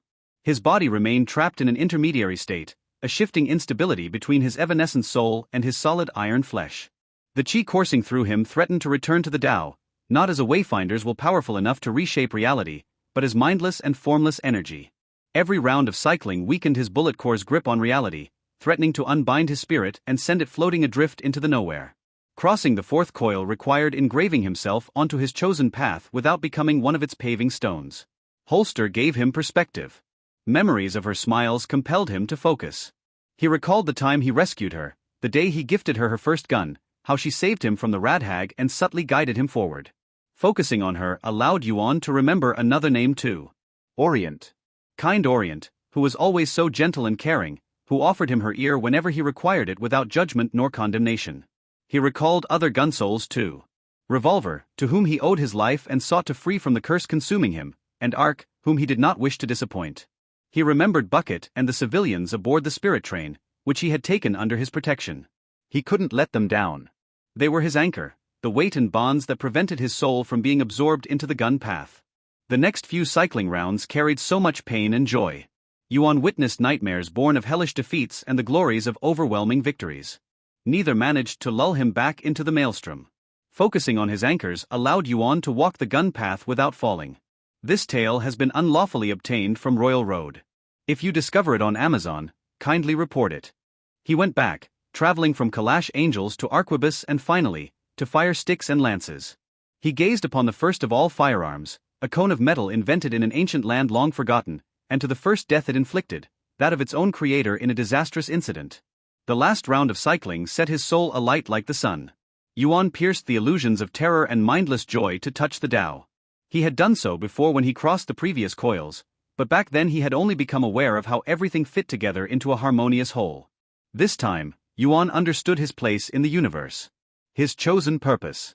A veil of devastating memories cleared to reveal a different vision of the gun path. He fought with soldiers in the name of protecting their homeland from those who would conquer it by right of violence. He saw lawmen hunting down those who preyed on the weak across the ever-expanding frontier. He watched fathers fire at tigers and wolves threatening to eat their children. Some never even pulled the trigger, for a loaded rifle could bring peace without firing a single shot. A gun without a cause only brought death, but with purpose, it could become so much more. In the right hands, it could serve justice, protect the weak, and punish evil. That was the gun Yuan wanted to be. At that moment, Yuan Guang knew himself. He achieved a sense of self-awareness beyond instinct. This taste of enlightenment hardly lasted a second before he returned to reality in a new and powerful body. Yuan had grown twice as tall as before, with his barrel face longer than a human arm and his ammo teeth sharp enough to cut through steel. His breath had turned into a stream of flames. Fire chi used to be his weakness, but his new form turned it into a strength. Instead of melting away, his metal harnessed the blaze within him, guiding its boundless appetite while using it to reforge itself into a perfect living weapon. His arms had changed, the left one now a minigun waiting to unleash an endless stream of ammunition and his right hand a cannon exuding heat hotter than plasma. Iron skulls covered his torso. His flesh remembered the last chi echoes of those he had slain, like proud battle scars forever immortalizing his victories. His back thrusters produced an endless flow of heat and flames. Yuan had to force himself to power them down and stay standing on the wagon's floor. He no longer required the recoil fist to propel himself. He now knew how to fly better than any bird. And the power. His entire being brimmed with power. His core was a raging furnace filling his veins with superheated chi. The power coursing through him would have set his third coil self ablaze. Yuan Guang felt invincible. But he had also tasted death and defeat in the past. The knowledge of his own mortality let him retain enough presence of mind to focus on the way his bullet core was burning through his chi reserves. Ark had warned him he couldn't keep up his current state forever. Considering the current rate at which he burned through his chi reserves, Yuan would estimate that length to be about 10, maybe 11 minutes tops, a duration that would shorten with every technique he used. Gun Demon Incarnation provided a short burst of power, but one that should prove long enough to carry him through a fight. Returning to his humanoid form hardly took more than a thought and a second. Yuan immediately felt crippled, both physically and spiritually. His sharpened cultivator senses seemed so dull after receiving a taste of true infernal power. Forcing himself to undo the Gun Demon Incarnation felt spiritually awful to Yuan. He was shackling himself, forcing his firearm soul back into a humanoid-shaped prison. He suffocated inside his own metal skin. So that's what it means to engrave an innate technique, Yuan muttered to himself as he looked at his hands. He was born with them, yet they suddenly seemed so ill-fitting to him. You live them. Breathe them. Gun Demon Incarnation was his natural state now. His human form had become little more than a security blanket, a restraint meant to let him rest between gunfights without harming himself or others. His bullet core yearned to return to this exalted state that now fit him so much better than his human form. Had Gaiak felt that way too with his dance of endless mutation? transforming into an ever-shifting incarnation of evolution, seemed to fill him with immense elation during their duel. That explained why the likes of Polio and Jared retained such a bizarre appearance. Their very cores sought to transcend their constrained human shells. Yuan wondered if he might learn how to maintain Gun Demon incarnation at all times with the proper training. It was something he would have to look into once he fully mastered his transformation. Orient. Yuan called out to the wagon. Are you there? Orient's human avatar immediately materialized in the metal wagon, her eyes alight with relief. However, she seemed sharper than before, for a lack of a better term. Yuan briefly blinked until he realized his vision had a better time identifying those tiny, near-undetectable weak points in the human frame. Orient's current form was a projection, a lifelike mannequin that mimicked the outer appearance of a human woman while lacking organs or bones on the inside, but it still sported a few defects inherent to its structure: a soft neck, flexible joints, soft spots where her chi traveled. All these small targets would maximize any bullet impact. The thought of shooting Orient never crossed Yuan's mind, but his fourth coil senses had developed a laser focus on detecting such weaknesses. His aim probably improved quite a bit as well. Have you regained your senses, honored conductor Yuan? Orient asked him, a hint of concern in her voice. When you transformed into that gun creature, I feared the worst. Worry not. Yuan exhaled a deep breath of flame. The gun smoke in his lungs had now grown hot enough to ignite itself. I am in control of it finally. Hearing this soothes my soul. Orient happily nodded to herself. While Lady Ark kept faith, Miss Holster and I feared that you would meditate through the competition. You have woken up just in time. Just in time. Her wording caused Yuan to scowl. How much time did I spend cycling? 2 days and nights. Orient gave him a grim look, yet one full of determination. The race begins in 2 hours. Enhance. 100 chi-powered engines hummed in anticipation. The residents of Battletown gathered atop its walls to acclaim and cheer on the competitors. Green flying eye drones spread across the entire length of the History Road Highway, recording and displaying everything on countless screens inside the city. The great bridge linking Battletown to the rest of the wasteland buckled under the weight of all the gathered racers' vehicles. Over 100 of them gathered at sunrise to participate in the race, bearing the banners of major sects and independent paths alike. Orient herself bore the Black Moon flag of the Moonlight sect behind her locomotive's chimney. Yuan assessed the competition with his newly enhanced sight. His fourth coil senses provided him with a wealth of information on the subtle weak points of each vehicle, which thin spots in the armor would let bullets through, which exhaust ports would blow up when overheated, and which conductors looked the most fragile. His team would need every last morsel of intel to prevail today. From what Yuan had gathered, the Khan's men ran the various competitors through speed tests yesterday to measure their lap time and starting position, a session which he had been too busy cycling to notice. At the forefront of the racers stood a thin, gaunt man with sunglasses and a brown canine's head and pelt over his shoulders. The infamous Coyote, no doubt. As Mel and Hardy warned him, the man participated on foot, with no equipment except for his blood-stained clothes. Speaking of the twins, the two had secured a place side by side ahead in the pack, their racing cars ready to ride into the wasteland together. A colossal Decatura-style spirit truck roared behind them, though Yuan would rather have called it a mobile nightclub instead. The front looked normal enough, if one ignored the shining yellow eyes that served as the vehicle's headlights, but the back was outfitted with oversized speakers on the sides, multicolored neon lights pulsing with chi, towers equipped with spinning mirror balls, and a small mobile stage on which a small group of Oni were holding a loud concert. The smell of cocaine coming out of the exhaust ports quickly informed Yuan that this vehicle likely belonged to Kemzard, the race's second most dangerous racer. I apologize for our placement, honored conductor Yuan, Orient said, her voice coming from the metal beneath his feet. I am truly ashamed of myself. It couldn't be helped, Yuan reassured her. Unfortunately, the spirit trains need to spend chi on keeping Ark's authority contained meant Orient didn't perform too well during yesterday's speed test session. The crew would start a bit below the middle of the pack, ahead of the heavier vehicles like the Flesh Mansion Sect's giant Centided, the Ghost Ship, and the Metalist's plane. Not too great, not too terrible. At least they were ahead of Duckman. Truthfully, Yuan was more bothered by his crew's inability to form alliances beyond Mel and Hardy. Ark said that crossing the fourth coil would take him a day at best. He should have expected to take more time than that to complete his transformation and plan accordingly. Alas, it was already too late to do anything about it. His crew would treat everyone today as a hostile foe with the exception of the twins, and even that truce would only last until they reached the finish line. Loaded and ready, sir. Bucket shouted from behind his own artillery cannon. Rifle barrels peeked out from all of the spirit train's windows. We'll shoot the heathens straight to the afterlife station. What about Ark? Yuan asked. Lady Ark remains undetected by our enemies for now, Orient replied. She, however, insisted on keeping things that way unless a foe threatens to derail me. I agree with her. Ark was their ace in the hole. The longer they could keep her up their sleeve, the better. Holster. Safely stored inside my engine with the other repairmen. She volunteered to assist should I take damage. When she takes damage. Yuan saw dangerous cultivators armed to the teeth wherever he looked. The competition's rules demanded that a vehicle cross the finish line, with the exception of Coyote, who registered himself as such, so many would focus on trying to derail Orient rather than taking out her crew. I've got to protect the engine and clear a path ahead. Slash's absence also bothered him. The man said he would show up on the day of the race, but neither Orient nor anybody else saw him yet. Either he was running some scheme in secret, or the Inyong Khan put him up to something. The sound of trumpets resonated from Battletown, catching Yuan's attention.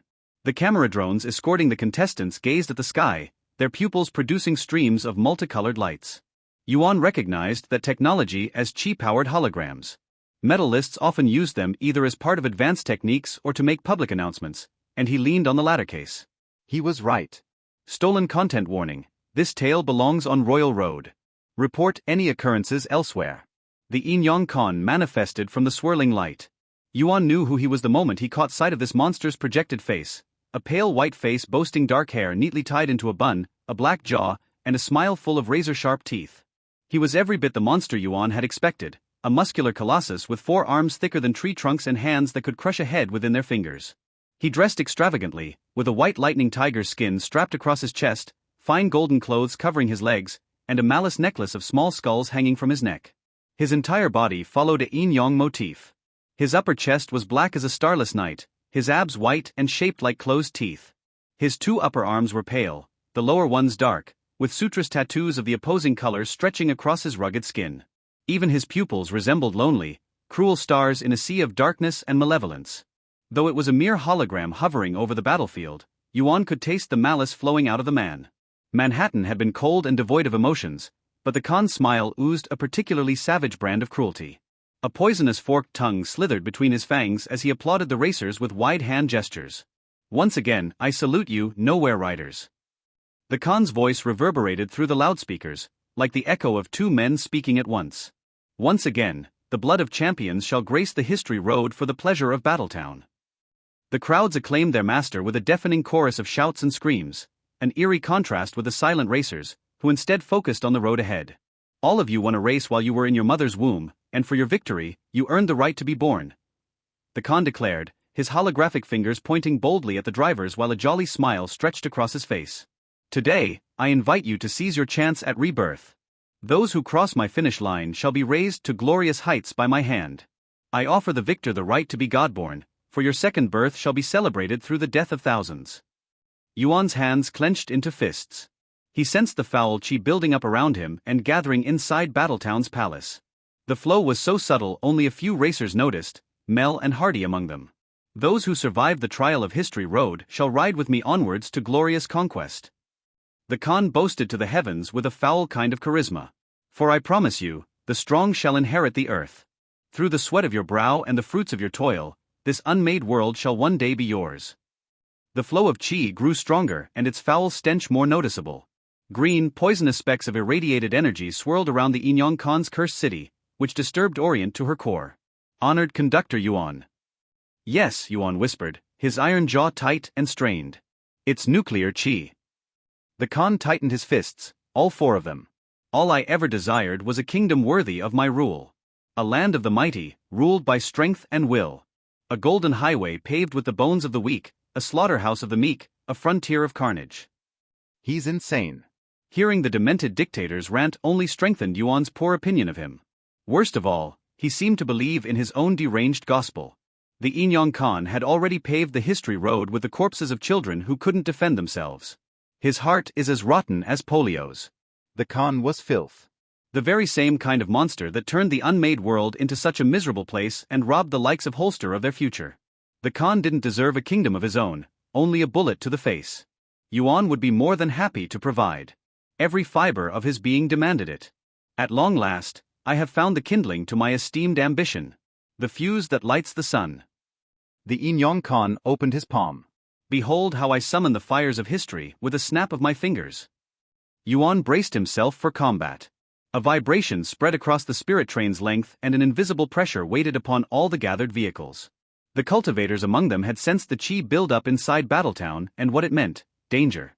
Let the flash of my power light your engines onward to victory. Trample the past and carve a blazing path across the ruins of this world. To the winner the cinders. The Inyong Khan raised his hand and rubbed his fingers together, building up anticipation. 3. Yuan activated elemental infusion and strengthened his steel bones. Dozens of hands tightened their grip on their driving wheels. 2. The roar of the engines turned into a subtle humming sound, the calm before the final gunshot. 1. The Inyong Khan snapped his fingers and set the horizon ablaze. The explosion happened so far away from Battletown that Yuan first mistook it for a sunlight mirage, at least, until he saw the colossal column of dust and smoke rising in the middle of the desert. It looked like a mushroom of fire and sand growing out of a collapsing stone mountain. The shockwave hit them in an instant. A suffocating wave of hot air and dust blew over Yuan's face, followed by a thundering boom loud enough to wake the dead. The weaker windows among the contestants' vehicles shattered in an instant, sending shrapnel flying in all directions. Some of them included Orient's own, the shards hitting some of their passengers. The blast blew enough eye-drones off course to dissipate the Khan's hologram. He had been smiling ear to ear all the way to the detonation. Yuan watched the rising plume of smoke in awe and horror. The fiery kiss of the nuke was a wholly different spectacle than the gun's rain of bullets, but no less horrifying in its desolation. A brief, heavy silence fell upon Battletown. Neither the racers nor the crowds dared to move, nor utter a word. Even the likes of Coyote and Duckman remained speechless before such a mighty display of destruction. A truth had finally dawned on them. The Inyong Khan's right of first annihilation was no mere bluff of a diseased mind. The power to shatter mountains and level cities was on the line. The engines roared all at once. Vehicles big and small surged forward in a mad dash for victory and survival, while bullets started flying everywhere in a steely cacophony. Orient's locomotive let out a terrible noise as she picked up speed. And so began the last history road. With fire and fury, Orient sped up like a bullet fired from a gun. Yuan had already seen the immense velocities that she could achieve before, but his friend usually built up momentum before reaching it. Necessity now demanded that she did that in seconds. Her massive bulk surged across the bridge and trampled one over hasty car which had the bad luck of getting in the locomotive's way. The first gunshots followed soon after. Grabbing his revolver, Yuan quickly exchanged fire with a trio of Humvees driving under some unknown sect's banner. His chi-powered projectiles blew up each of the vehicles in a single shot. Bucket and the others began to bombard the closest racers at will with little rhyme or reason, since almost everyone was an enemy today. Projectiles flew across the sky in a chaotic melee of dust and steel under the watchful gaze of the Inyong Khan's eye drones. A mighty sonic boom echoed out further ahead. Coyote had taken a single step forward, his feet radiating chi like twin spirit furnaces. Such was his immense speed that he whipped up a storm of dust in his wake. Yuan's eyes wouldn't have been able to track him had he not crossed a few coils already. Kemzard's monstrous truck chased after the lead racer, outpacing Mel and Hardy who followed closely behind. They're fast. Yuan cursed while the Flesh Mansion sect's scent-a-dead monstrosity ran up to Orient, the two giant vehicles riding side by side across the history road. It would be a nightmare for the spirit train to catch up to the best racers. He had to pray that they would waste time fighting each other. Yuan heard a boom at the back of the pack. He turned around just in time to see the Metalist's plane machine take flight with a roar of its wing reactors. The Deathsong sect's ghost boat imitated it, though it flew by the power of its chi rather than any form of technology. Both colossal machines cast twin dark shadows over the spirit train as they passed over it. Rusted steel cannons emerged from the ship's skeletal hull and pointed down. Shoot them down. Yuan ordered his crew. He quickly waved a barrier around his arm in preparation for a recoil blast, right as the metal plane's backside opened to drop down bombs on the history road. Both of them. Bucket and the others turned their artillery up at a speed that felt agonizingly slow to Yuan's enhanced senses. Deciding to focus on the Phantom ship, since he doubted non-chi weapons could hit that spectral vehicle, he fired his blast by the time his allies shifted their guns an inch. Yuan immediately sensed a large difference from his performance back when he was at the third coil. While Orient whipped up a barrier behind his back to support him, he didn't really need it. His body had grown strong enough to withstand most of the recoil blast's backlash without requiring assistance. The attack's power had grown slightly too. Yuan's gun-aligned body had a much easier time processing chi to fuel its associated techniques, even adaptive ones. His recoil blast coursed across the sky at high speed, striking the phantom ship's skeletal hull before it could open fire. The impact erupted in an explosion of chi that pulverized a fifth of the bones making up its bulk to dust and shattered cannons into a rain of steel shrapnel. Hungry ghosts shrieked and wailed in undying rage. Nonetheless, the boat continued to gain altitude while its remaining weapons returned fire with spectral cannonballs. The medalist's plane also dropped a rain of explosives at the same time. While Bucket's group did a good job at shooting down a few, they were too slow to stop them all. Orient's voice resonated across all of her wagons. Everybody down. Yuan followed her command by crouching, as did the artillery gunners. Chi arose from the ley line and swirled around the spirit train to form an impenetrable barrier an inch above Yuan's head. Bombs and enchanted cannonballs alike rocked the history road in a cataclysmic series of explosions. An ocean of fire and smoke obscured Yuan's vision, though his chi sight let him sense many SUVs, trucks, and cars blowing up alongside their drivers. A deafening cacophony of detonations followed a storm of dust and debris. Orient's shifting barrier repelled them all. Yuan wondered how she managed to keep something like this up while staying mobile, before quickly realizing that she used a method similar to Gaiak's workaround. Orient created short-lived, overlapping stationary barriers that individually shielded different wagons. Their protection proved solid enough for the spirit train to leave for the highway relatively unscathed. The bridge behind them collapsed under the explosion strain, its metal foundations sinking into the oil mire. A landscape of ruined vehicles burned behind them to the joy of Battletown's crowds. This content has been misappropriated from Royal Road. Report any instances of this story if found elsewhere. However, Orient's use of barriers forced her to slow down a bit and allowed the Flesh Mansion sect's sent-a-dead monster to outpace them. The monster suffered burns from the bombardment and swiftly shed its outer scales in response, trading away its damaged armor in exchange for higher speeds. More dangerously, Duckman and his strange vehicle began to close in on the locomotive. The bird-like driver opened his window to reveal a grenade in his hand, his throw aiming for Orient's wheels. Yuan turned around and fired a recoil blast at Duckman. For all of his ridiculous behavior and appearance, the man proved to be a skilled driver. His car swerved left at the last second to dodge the shot. The attack at least threw Duckman off his aim and his grenade ended up exploding on empty sand. Meanwhile, Bucket's artillery cannon successfully managed to hit one of the metalless plane's wings before it could gain too much altitude. The resulting explosion proved bigger and larger than what Yuan would have expected from non-chi projectiles, until he noticed sutras carved into their surface. Holster must have spent the last few days inscribing them into their artillery shells. Whatever their effect, they pierced through the plane's protections and threw it off course. The vehicle lost control of its trajectory until it deviated too far right off the road. It soon crashed against the Inyong Khan's invisible barrier and shattered into 1,000 burning pieces. "I shot it down, sir," Bucket boasted. Their blasphemous wings bowed to the eternal rails. Yuan didn't have time to congratulate him. Duckman had violently opened his vehicle's door and was preparing to jump onto the locomotive. His car continued to drive by itself, likely by the will of a spirit inhabiting it. "Duckman comes for you, gunman," the Birdman threatened. The cultivator's chest puffed up as if air built up within his lungs. "Foie gras." Yuan answered his threat with a recoil blast. His supernatural aim guided him well, but Duckman's body surged with a thick coat of water that propelled him forward. While the impact of Yuan's technique sent ripples spreading through that liquid protection, it failed to dispel it completely. Yuan backflipped as Duckman landed onto the locomotive's roof into a splashing crash. He immediately charged at Yuan the moment he set foot on the train, his feathers coated with water chi through elemental infusion. Yuan retaliated with a few well-placed chi shots whose aim he enhanced with Madras. Archer's glory. Burning and wooden bullets surged from his revolver with supernatural accuracy. Duckman answered his challenge by swirling in midair and swaying his hips in a series of graceful steps. Yuan's projectiles slid off his slick feathers and continued their course in the background while the Birdman caught up to him.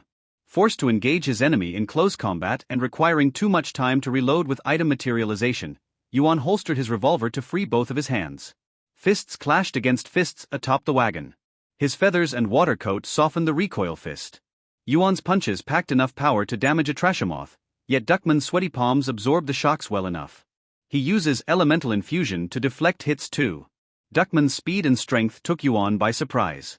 The Birdman's fighting style reminded him of an aggressive dance that involved graceful acrobatics and wide kicks. The water coating his hands and feet formed sharp blades of liquid, increasing his reach. His agility rivaled Gaiak, and perhaps even surpassed it. Duckman would have shredded most cultivators in seconds. But Yuan? Yuan Guang hardly struggled. His iron body had grown even more flexible after crossing the fourth coil, and his enhanced senses let him anticipate the trajectory of his enemy's blows easily enough. He predicted how his foe's joints would move before he could even start a dancing motion. Inflicting lasting damage proved far more difficult. Yuan's recoil-powered punches hardly fazed Duckman. His shockwave's energy dispersed into nothing. His chi sight sensed his enemy's core deep within his chest, but something soft and moist beneath the ribs shielded it from harm. His liver, Yuan realized after analyzing the feedback he received from repeated impacts. He has enlarged his liver to protect his core and vital organs. Quite the interesting technique, but one with a fatal flaw. Namely, it only protected the chest. Yuan dodged a punch, bent and flipped by using his hands to support his weight, then hit Duckman's head from below with a recoil kick. He heard a crack in the birdman's beak the moment his foot connected with it. The blow propelled Duckman backward towards the wagon edge, though he managed to land on his feet nonetheless. "Fool!" Duckman shouted in defiance, his fist raised upward to challenge the heavens. A true duck does not need to use his he. The roof beneath his feet suddenly bent into a slippery slope. Duckman hardly had a moment to realize the danger before he lost his balance and tripped. He fell down onto the ground below at maximum velocity, his body bouncing off into the distance as the spirit train quickly outpaced him. "Good job," Yuan complimented Orient after regaining his footing. "Thank you kindly," his friend replied with no small amount of glee. Altering her structure came naturally to her. Meanwhile, the ghost ship switched its focus on firing at the Centided vehicle further up ahead while continuing to fly across the landscape. They swiftly approached the first of the History Road landmarks, that strange metal pylon which Orient called the Eiffel Tower. The Centided monster crawled beneath its 4 steel feet, while the ghost ship went around the landmark in an attempt to better ambush its enemy once it emerged on the other side. A mighty surge of chi erupted from the pylon tower. Energy built up from the ley lines and reached upward to the antenna on its summit, turning it into a shining beacon of light. The tower let out a thundering boom and then rained fire. A chi-powered beam of crimson light blazed from the Eiffel Tower and hit the ghost ship. The ray pierced the floating vessel from one side and burst out from the other, ripping a hole in its skeletal structure. The ship wailed like a living being suffering a terrible wound, as did its ghostly crew. Its rotting sails evaporated in an instant and it swiftly began to lose altitude. Yuan watched it crash into the wasteland with a whimper. The tower continued to glow as the spirit train sped between its 4 legs. Yuan and the rest of the crew tensed up in anticipation. The sheer concentration of chi in the air produced crackling bolts of lightning surging between the metal trusses above their heads. Everyone held their breath when the spirit train emerged out the other side of the structure in fear of suffering the same fate as the ghost ship. The tower stopped glowing. No giant laser wiped out the spirit train from the race, much to Yuan's relief. "It appears we must pass through the landmarks or suffer a penalty, honored conductor Yuan," Orient's voice warned him. "Not simply be near them." "Yeah," Yuan conceded, though a detail bothered him. "Shouldn't that ship's crew have known that? It's not the race's first year. I suspect that the Khan changes the rules as it suits him." Yuan's jaw clenched in frustration. He wouldn't put it past the Enyong Khan to play fast and loose with his competition's rules in order to maximize carnage and chaos. It also disgusted him to know that the Haito Bashara children buried beneath the landmark's foundation probably powered its security system. Their souls deserved better than to fuel a glorified booby trap. "Are you hurt?" Yuan asked Orient. "I will be fine, thank you kindly," her voice reassured him. "However, I fear that we are lagging behind the competition." Yuan clenched his teeth. A quick glance at the highway ahead confirmed Orient's worries. While they passed by the wreckage of destroyed vehicles and explosions rocked the History Road further up ahead, Orient was too slow to catch up with the faster vehicles. Some racers were already halfway to the enormous pyramid of stone that served as the second landmark. Yuan considered their options and settled on a plan. The back of the tail had been almost entirely wiped out at this point in the race, and the spirit train's passengers easily kept the few straggling cars at bay with the guns and artillery. Orient could protect them from weak cultivators well enough. The crew could survive without him for now. "I'll fly up ahead and slow them down," Yuan shouted as he ran towards the locomotive's edge. "Hold on until you catch up to me." The spirit train let out a whistling noise in response, which he took for encouragement. Yuan leaped off the spirit train and then activated the recoil shockwave to propel himself in the air. This method of flight cost him much more chi than creating barriers on which to stand, but it let him achieve supersonic speeds easily enough. He quickly outpaced Orient and raced across the highway one giant leap at a time. The second stretch of the History Road highway looked far more impressive than the first. Instead of being invisible, the Inyong Khan's barrier bordering it took the shape of immense rings of fire stretching from the Eiffel Tower to the stone pyramid's base. The competition was also fierce there. The flesh mansion sent a dead monster from earlier lay by the side of the road amidst the wreckages of other vehicles, its charbroiled flesh burning with blue flames reeking of cocaine, and its head turned into a bloody crater on the pavement. The likely culprit fought Mel and Hardy further up ahead. The brothers had caught up to Kemsard's Decatura truck and flanked it from both sides, though they might have wished otherwise. The larger vehicle rammed Mel's smaller car from the right and pushed it against the Inyong Khan's barrier in an attempt to crush it between the rings of fire and itself. The Foroni strong music band playing atop the vehicle's stage forced Hardy back with their strange performance. The drummer caused sharp rock spikes to rise from the ground each time he beat his instrument. The bass and guitarist unleashed chi-enhanced sound shockwaves whenever they pinched their strings, while the keyboardist supported them with a mantra melody. The constant barrage of attacks kept Hardy at a distance and prevented him from assisting his sibling. Enjoying this book? Seek out the original to ensure the author gets credit. Kemsard would probably damage Mel's car beyond repair if this kept up, so Yuan decided to intervene. He grabbed his revolver, reloaded it with item materialization, and then fired chi-powered elemental projectiles at the truck's wheels. His shots hit Kemsard's vehicle with enough force to annihilate a small fortress, yet hardly shook it. Sutras woven onto the vehicle's surface glowed at the moment of the impact and summoned chi-projected armor that protected it from destruction. Still, the repeated shocks alleviated the pressure on Mel enough for him to slip away.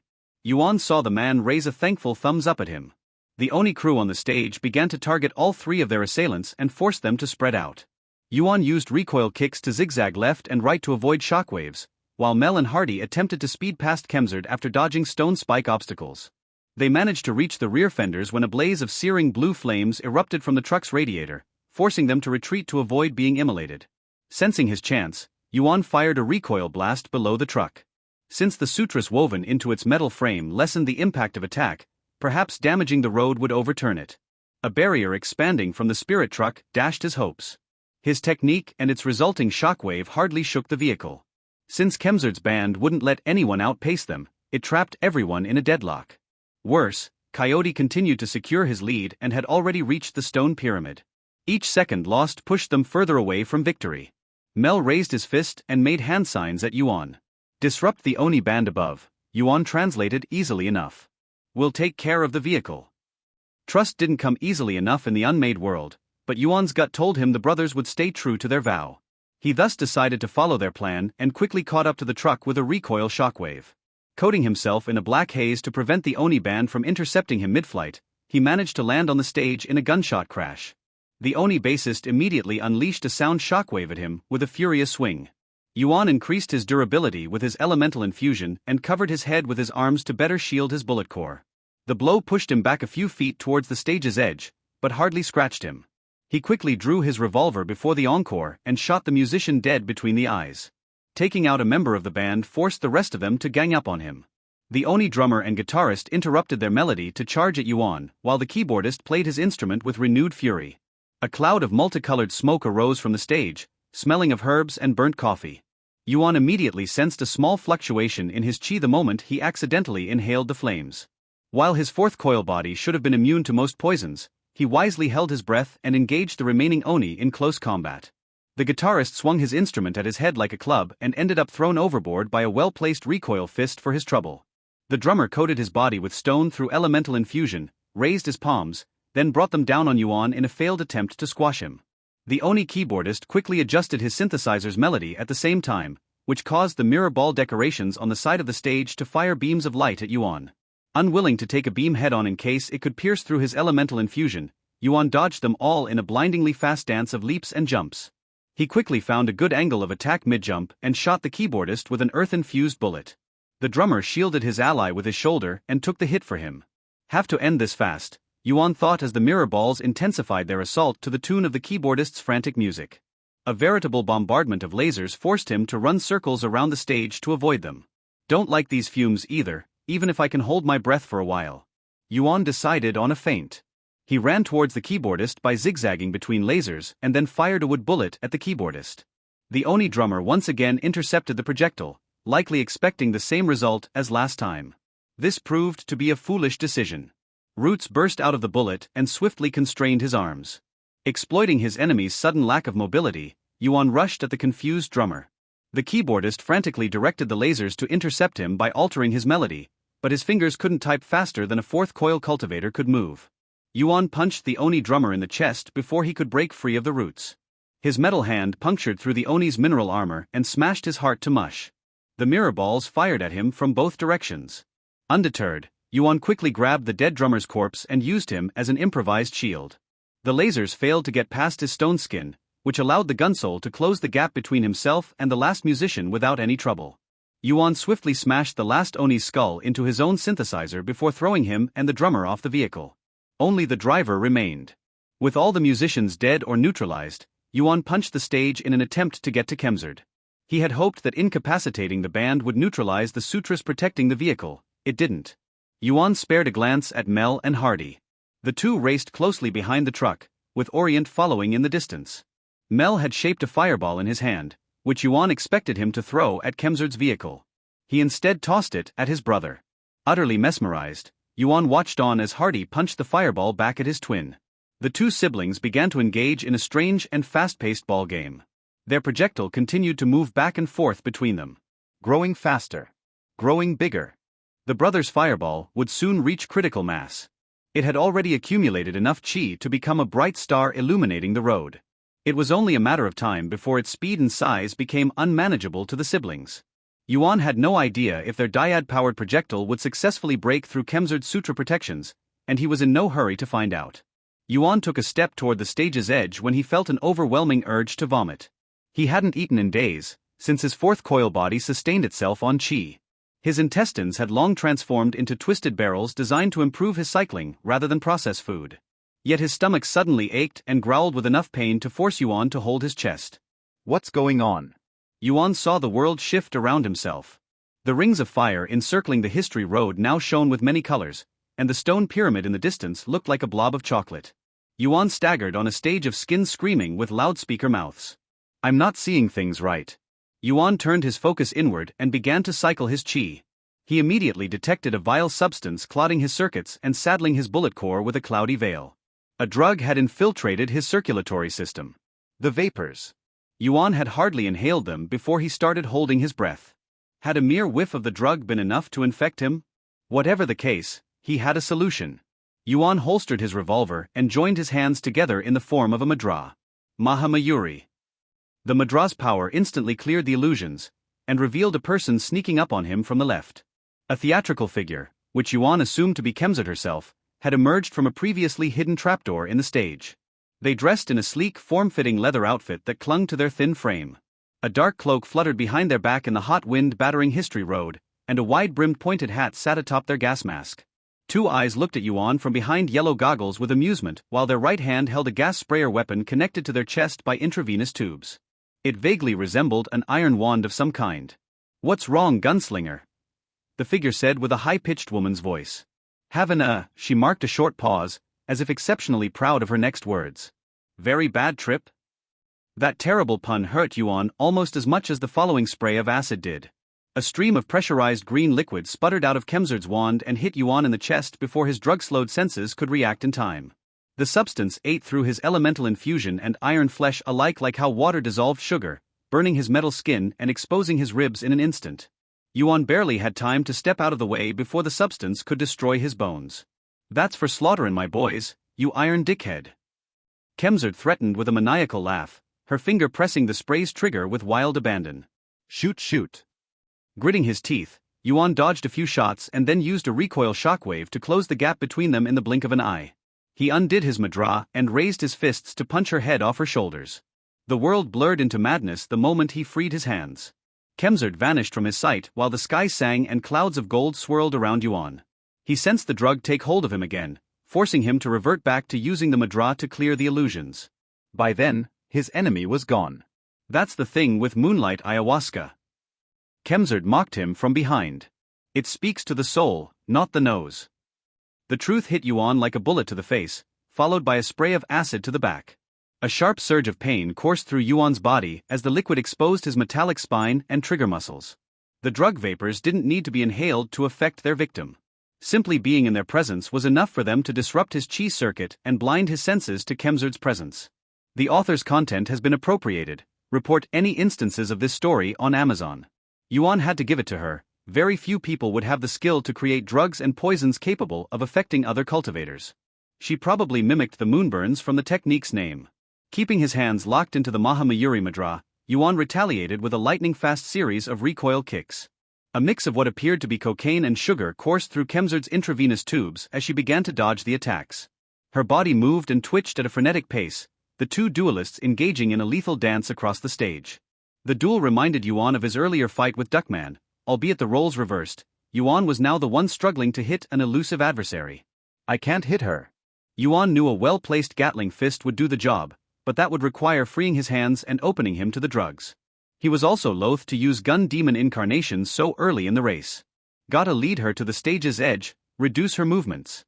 Unfortunately, Kemzerd saw through his plan easily enough and bombarded Yuan with pressurized acid sprays to force him back. The roles quickly reverse, with Yuan being forced to run around to avoid a wild and unpredictable series of projectiles. Oi, been partying in the moonlight, haven't you? Kemzerd taunted him. That madra won't save you from my cookin' forever, mate. No, it wouldn't.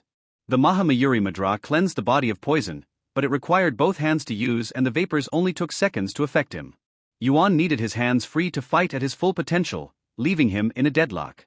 However, he didn't have to fight Kemzerd at all. Mel and Hardy's fireball had now grown bigger than their own vehicles, and was moving so quickly now that they struggled to keep it going between them without being incinerated by their own projectile. The sphere shone brighter than the sun. Get off the truck. Mel shouted at Yuan in the split second between each pass with his brother. Now. Abandoning the fight with Kemzerd, Yuan leaped from the stage, only for an invisible force to yank him back to it the moment he stepped over the edge. He sensed unseen ropes coil around his feet and heart dragging him closer to the stage's center. No amount of strength or force allowed him to escape this strange gravitational pull. Kemzerd said, her wand stomping the stage as if it were a giant drum. No runnin' away from my malignant chains of addiction, my little human shield. She intended to keep him on board as insurance against the twin brothers' attack. Yuan was pretty sure the siblings would eventually be forced to drop their projectile at one point or another, but to their credit, they continued bouncing it between each other rather than betray their ally. A quacking noise echoed in the distance. Yuan watched Orient chugging after them at full speed, only for a smaller yellow vehicle to furiously outpace her. Neither gunshots nor artillery projectiles managed to slow it down. The driver at its helm savagely smashed his vehicle horn to announce his presence. Duckman. His face was covered in dirt from hitting the pavement earlier and his eyes were a bloodshot shade of red, but he remained alive and quacking. He drove past the racer siblings, miraculously avoiding the fireball while at it, and then angrily rammed the back of the truck. Kemzerd's head snapped in this new challenger's direction. A split second which Yuan immediately exploited. Realizing he would have to temporarily repel the vapors overtaking the stage, he unleashed a mighty recoil shockwave from every chi pressure point in his body. A blast of air briefly repelled the fumes and Kemzerd to the edges of the stage, a situation that would hardly last more than an instant, but it proved to be long enough. Yuan closed in on Kemzerd and activated the Gatling fist. His hands moved at such a great speed he felt his knuckles burn from the air friction. A coat of smoke created by black haze obscured their trajectory. Kemzerd managed to dodge the first few, but it only took one hit to the face for her to lose her balance. Yuan's first blow shattered her goggles and bent her mask, the second cracked her ribs, and the hundreds that followed broke every single bone in her body. Cocaine, sugar, heroin, and plenty of other chemicals Yuan didn't recognize dripped from her clothes. The mangled Kemzerd was thrown off the truck and landed on Duckman's windshield, cracking it. The weight keeping Yuan chained to the stage immediately vanished. You thought you could get rid of Duckman? Duckman shouted angrily as he angrily rammed his car into Kemzerd's truck once more. Duckman is for Eve. Yuan ignored him and leaped off the truck. Mel tossed his fireball at the vehicle a second later. The cataclysmic explosion that followed the impact threw Yuan dozens of yards forward. The sutras protecting Kemzerd's vehicle dispelled in a blast of fire and debris that engulfed Duckman's car. By the time Yuan recovered enough to fly ahead with repeated recoil kicks, only smoke remained of the two vehicles. Well done. Hardy congratulated Yuan as he and his brother drove by his side. 'Twas a stellar fight. Good shot too, Yuan complimented them back. You could have dropped it earlier. You saved my hide beforehand, it's only natural we returned the favor, Mel countered. He pointed a finger at a tunnel located at the stone pyramid landmark's base. Coyote had already vanished inside it. We've got to catch up to that asshole before the gap becomes too wide for us to cover. Let's show him our top speed, bro. Hardy replied, his vehicle suddenly cackling with power. Can you keep up, Yuan? Yuan responded with a bold smile and 3 words. Gun Demon Incarnation. Yuan shed his skin. His first Gun Demon Incarnation transformation took days of cycling to complete, his second finished in seconds. His arms and head turned into weapons and the thrusters on his back propelled him forward with greater velocity than ever before. He outpaced the Racer brothers in a mighty sonic boom that blew dust and ashes in all directions. The world around him became a blur, an ever-shifting mirage. His vision focused until he could only perceive the point ahead of him. Nothing existed beyond that tunnel, nothing that he could see. Yuan's Gun Demon Incarnation let him reach such speed that his skin burned from the intense friction. He had transcended the world of supersonic speeds and entered the realm of the hypersonic. His body crossed kilometers worth of distance in mere seconds. His enhanced senses struggled to keep up with his own velocity. And it felt good. Exhilarating even. Yuan reached the pyramid in an instant while blowing a whirlwind of dust in his wake. He entered a dark tunnel dug into the landmark stones like a bullet flying through a barrel. Dimensions appeared to twist and stretch within the landmark. Yuan saw swinging blades hanging from the ceiling and arrows thrown from holes in the walls. Did the Khan hope to stop him with such paltry traps? Yuan didn't even bother dodging them. He simply charged forward and fired at will with his minigun arm. An endless flow of bullets erupted from his weapon. As he had suspected when fighting Gatling Man, the weapon generated its own projectiles when wielded by a gunsole. None of Yuan's bullets packed chi, but they didn't need to. He fired so many of them at such high velocity that each of them hit with the strength of missiles. They pulverized the pyramid's traps in short order, clearing the path. A red flash appeared at the end of the tunnel. All of Yuan's honed survival instincts flared up all at once. Time seemed to slow down to an abrupt halt as he saw 2 crimson eyes glaring at him with murderous malice. Yuan barely had time to move to the right with a recoil shockwave to avoid a fatal crash. The crossing happened at such blinding speed that Yuan hardly saw anything. He sensed something brush uncomfortably close to the left side of his body, the sheer friction in the air flensing metal skin off his muscles and nearly ripping out his minigun arm from his shoulders. His attacker turned to pursue him in an instant by running so fast that they defied gravity and ascended up the tunnel's walls. Yuan caught a glimpse of a dog-like hood and a man running on foot faster than the naked scrap eye could follow. Coyote. I'm impressed. Yuan should be flying too fast for Coyote's words to catch up, yet they rode a wave of chi to reach him. The speed path cultivator ran up to Yuan's side with casual ease. From the way he moved, reaching hypersonic speeds felt like a jog to him. I might have to go Mach 6 on your ass. You've turned back? Yuan asked in shock. It didn't make sense. Coyote had been so far ahead in the race, so why would he turn around and fight competitors instead of leaving them in the dust? If I hadn't, I would win without killing anyone. Coyote's body cackled with crimson lightning. His eyes rippled with thunderbolts the color of blood. And where's the fun in that? Yuan choked in burning hatred at the cruel, vicious cultivator. By the time he raised his minigun to blast him back to the hell which he crawled out from, Coyote had already swerved in an attempt to tackle him. Yuan abruptly reduced his speed like a driver hitting the brakes. This spared him a crash as Coyote narrowly missed him, but one bolt of crimson lightning hit Yuan in the shoulder. The projectile melted part of his flesh deeply enough to inflict pain, even after most of the electricity failed to spread to the rest of his body. It seemed that the infernal metal making up most of Yuan's body didn't conduct electricity. Yuan retaliated with both his arms, firing an endless stream of bullets from his left and flames from his right. Coyote waved his hands so fast that they whipped up a shield of whirling wind that swiftly dispersed both the fire and projectiles. Plus, Slash kinda paid me top money to put you back into the ground where you belong. Coyote admitted. So great was his moxie that he began to run backward to face Yuan and better taunt him. You can only blame your smartass mouth. Yuan scoffed in disdain. He couldn't do the job himself? Can't complain. Coyote replied with wicked laughter. His hands swirled like dynamos. You know what they say, always get paid for what you're willing to do for free. Did you know this story is from Royal Road? Read the official version for free and support the author. He vanished in a blur of speed. Yuan panicked upon losing sight of his foe. He barely had time to blink before he sensed a hand grab him by the back of the head and then violently slam it against the nearest wall, causing intense pain to course through Yuan's skull. You're pretty fast, I'll give you that. Coyote complimented him, although there was a mocking edge to his voice. He kept Yuan's head pressed against the pyramid's enchanted stone as they ran through the entire length of the tunnel, grinding him against it the whole way. But your technique doesn't let your reflexes keep up with your speed. You can only see one way. Yuan responded with a snarl of rage and a burst of black haze. The gun smoke produced by his gun demon incarnation body ignited the moment it seeped out of his body.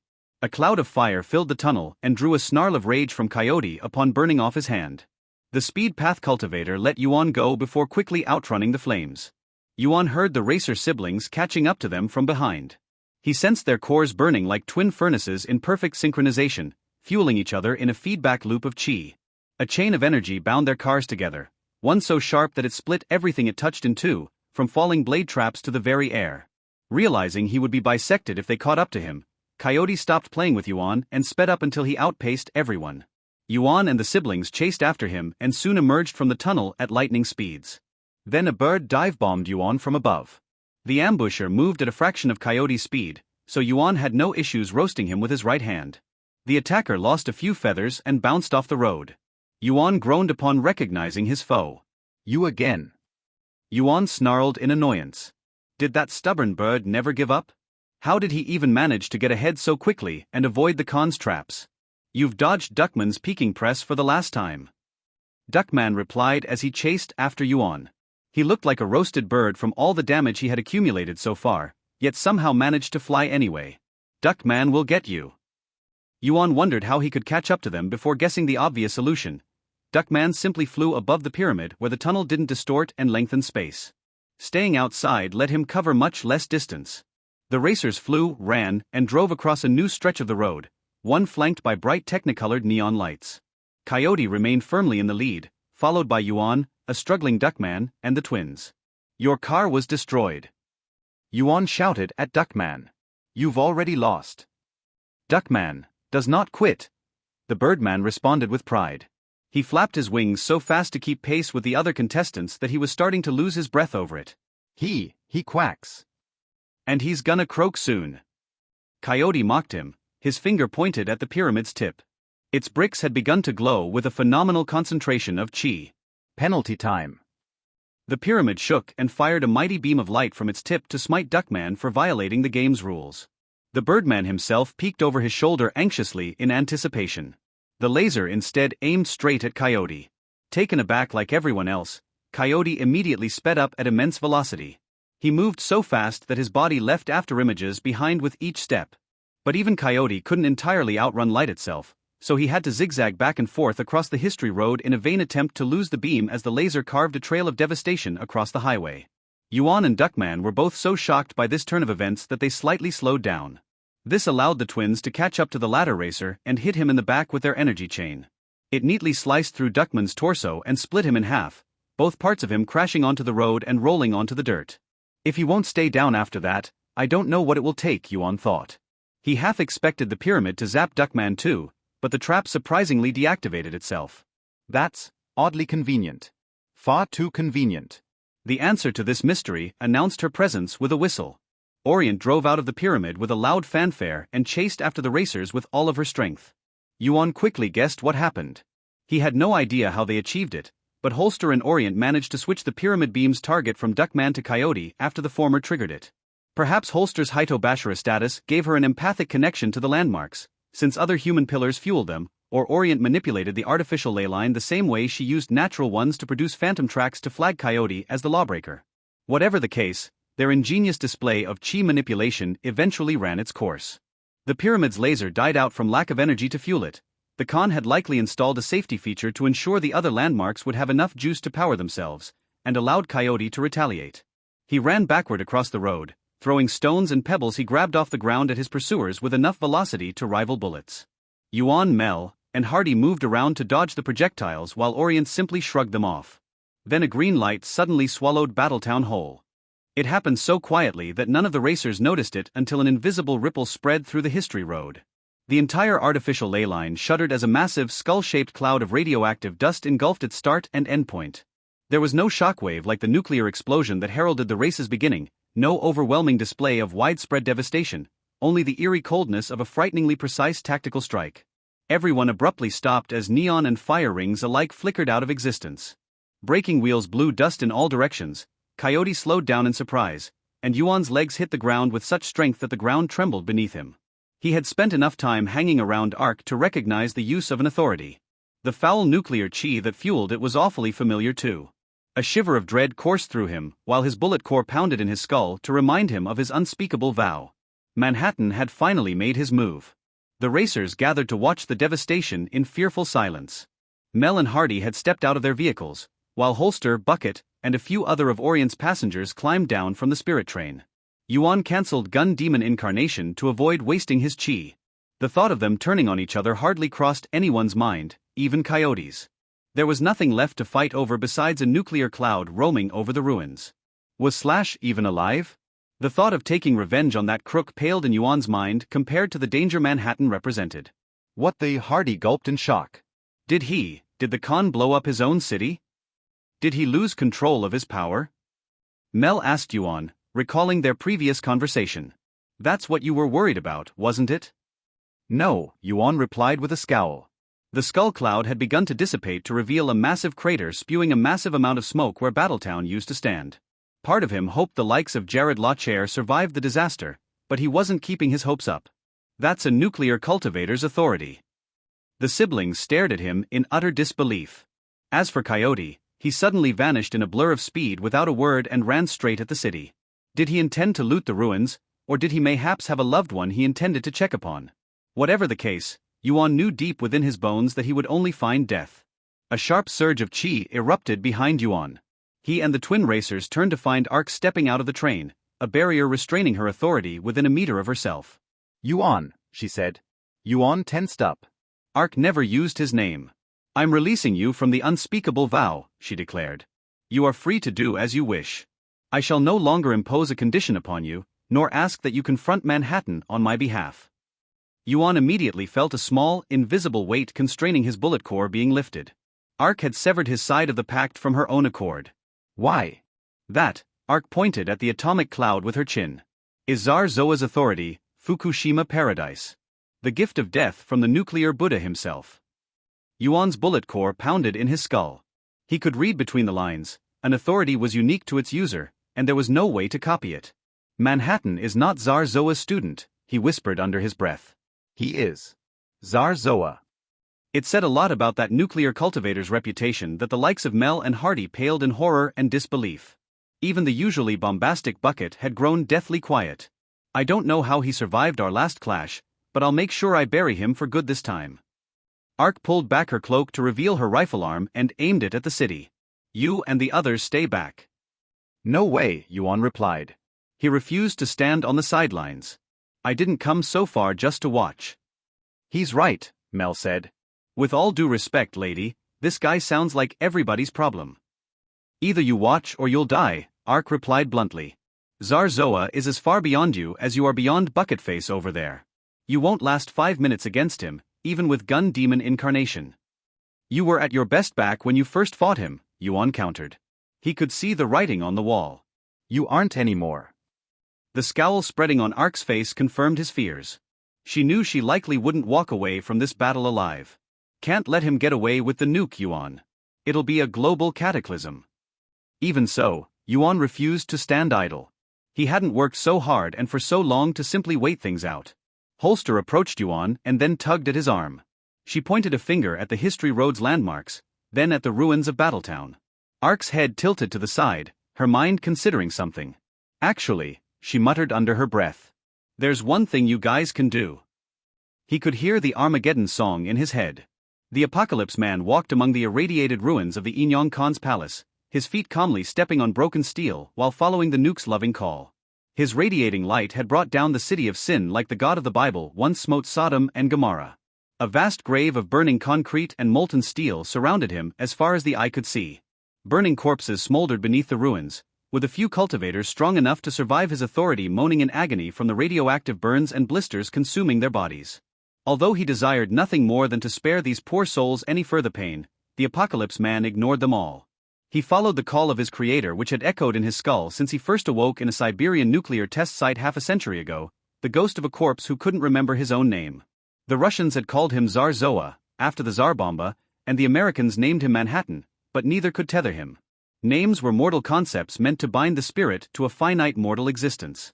He was simply radiation, an emanation of the nuclear light of creation who had experienced death many times since then, some more severe than others. The author's tale has been misappropriated. Report any instances of this story on Amazon. The Gunsoul Yuan Guan had spun the wheel of karma in his way, as he suspected. Challenging the Khan's right-hand man caused the warlord to focus his and his soldiers' attention on their pointless competition over that of his own stronghold. The distraction had allowed the Apocalypse Man to sneak into the pagoda after killing a few guards, and then triggering his authority within its walls. The detonation should have taken out most of his potential opposition. By the time surviving racers returned to the ruined city, he would have already completed his holy work and brought forth the great white flash. However, he couldn't sense the Inyong Khan's presence, something which bothered him. The Apocalypse Man was confident in his abilities, but the tales he had heard about the warlord made him wary of the man's power. A cultivator of his magnitude couldn't have perished so easily. The Apocalypse Man banished these thoughts from his mind as he ascended atop a pile of steel debris. His entire body brimmed with anticipation. His tumor core shuddered in his chest with gamma-ray pulses. He tossed aside metal panels and the remains of an armored door to unveil the treasure beneath. The Khan's right-hand man, that so-called Slash, lay on the ground at the Apocalypse Man's feet. Fukushima Paradise's blast had covered his body in blisters and metal shrapnel. Though he still breathed, he had little time left. Within reach of his dirty hand lay the cube. The eyes on its face darted in the Apocalypse Man's direction with the insistence of a demigod yearning for freedom. And the son of the nuke rejoiced, for universal salvation for all mortal souls was finally within his reach. "The promised time has come, my lord," the Apocalypse Man said, his hand reaching for the cube. "Freedom at last." He turned in an instant, his fingers closing on a man's throat. Their collision blew away radioactive dust and steel debris for many yards, but the Apocalypse Man hardly flinched. The bold cultivator who had so brazenly tried to steal the cube struggled within his grasp, his feet dangling into the void as the Apocalypse Man lifted him above the ground.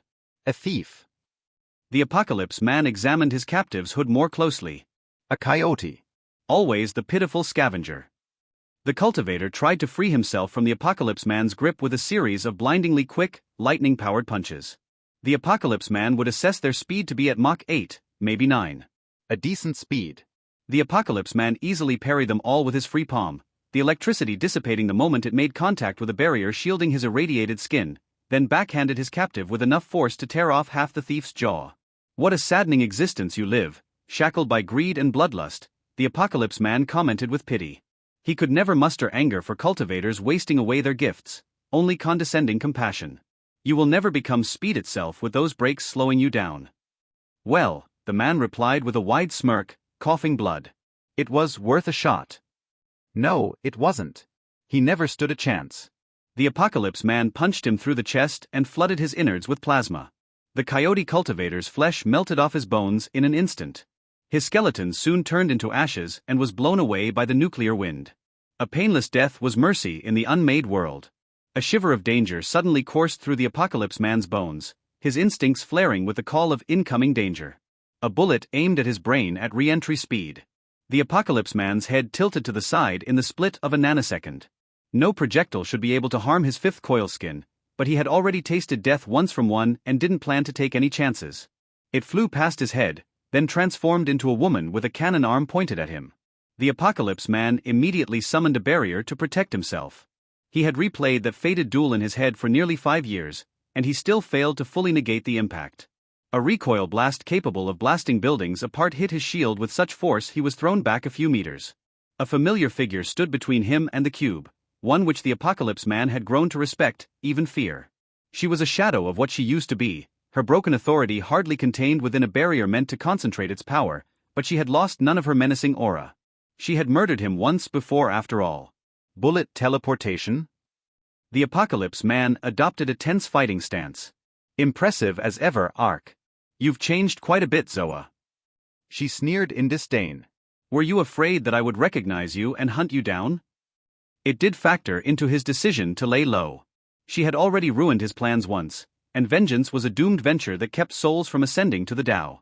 If anything, the Apocalypse Man felt a sliver of respect for her. Dying at her hand had brought him closer to the light of creation and let him understand the true purpose of his nuclear chaos path. He had wasted so much time destroying cities when he could have saved so many more souls in one great white flash. The Apocalypse Man would have been content to leave Ark to her own devices, but if she insisted on courting her own demise, then he would oblige her. Death changed us both, the Apocalypse Man replied calmly. You've diminished since then. I'm still strong enough to put you down. Ark scoffed and pointed her rifle arm at his face. You're not getting that Rubik's Cube, you toxic dump. Not now, not ever. This won't end like last time, the Apocalypse Man warned her as he extended his arms. Though fear had no place within him, she had already bested him once, he would not underestimate her again. Death has refined my spirit. I have become one with the light. It didn't impress his nemesis. A click resonated from inside Ark's rifle arm, like the sound of a safety going off. A mighty pulse of malevolent chi pushed both of them back. The Apocalypse Man briefly glanced at its source in surprise, as did Ark. The so-called Slash was back on his feet, albeit as a walking near corpse. But something was wrong with him. His body swelled with power, his muscles expanding, his blistering skin healing its wounds in an instant and adopting a pale and black color scheme. By the time the Apocalypse Man noticed his mask shifting into a face, 2 arms had started bursting out of the man's chest. All I wished was for the strong to obediently follow my lead and for the weak to fear my name, said the man called Slash, his voice reverberating with that of another demon dwelling deep within his soul. His very core transformed into another of far greater power, like a star eclipsed by the sun. Was that too much to ask for? The dyad path could take many forms. Rivals on an endless warpath, brothers in arms, and in this case, 2 splintered minds sharing one flesh. The Inyong Khan emerged from his subordinate's body like a snake shedding its skin. The 3 cultivators eyed each other, the radioactive wind blowing between them. Ark had long overcome her need for sight once she had crossed the 5th coil. Her eyes had turned to metal inside their sockets, but she had gained a truer kind of sight. Her mind saw everything in a 360-degree radius around herself. It could penetrate most objects, walls, illusions, and barriers. Her range spanned miles when not paying attention, and hundreds of kilometers when she focused on a single point. Most importantly, Ark's true sight allowed her to analyze the subtle shifts in ambient chi with peerless accuracy. Zarzoa hid his core's location by flooding his flesh with radiation and hiding his chi behind a barrier. While Ark could easily see past the latter, she would need to observe his techniques to overcome the former.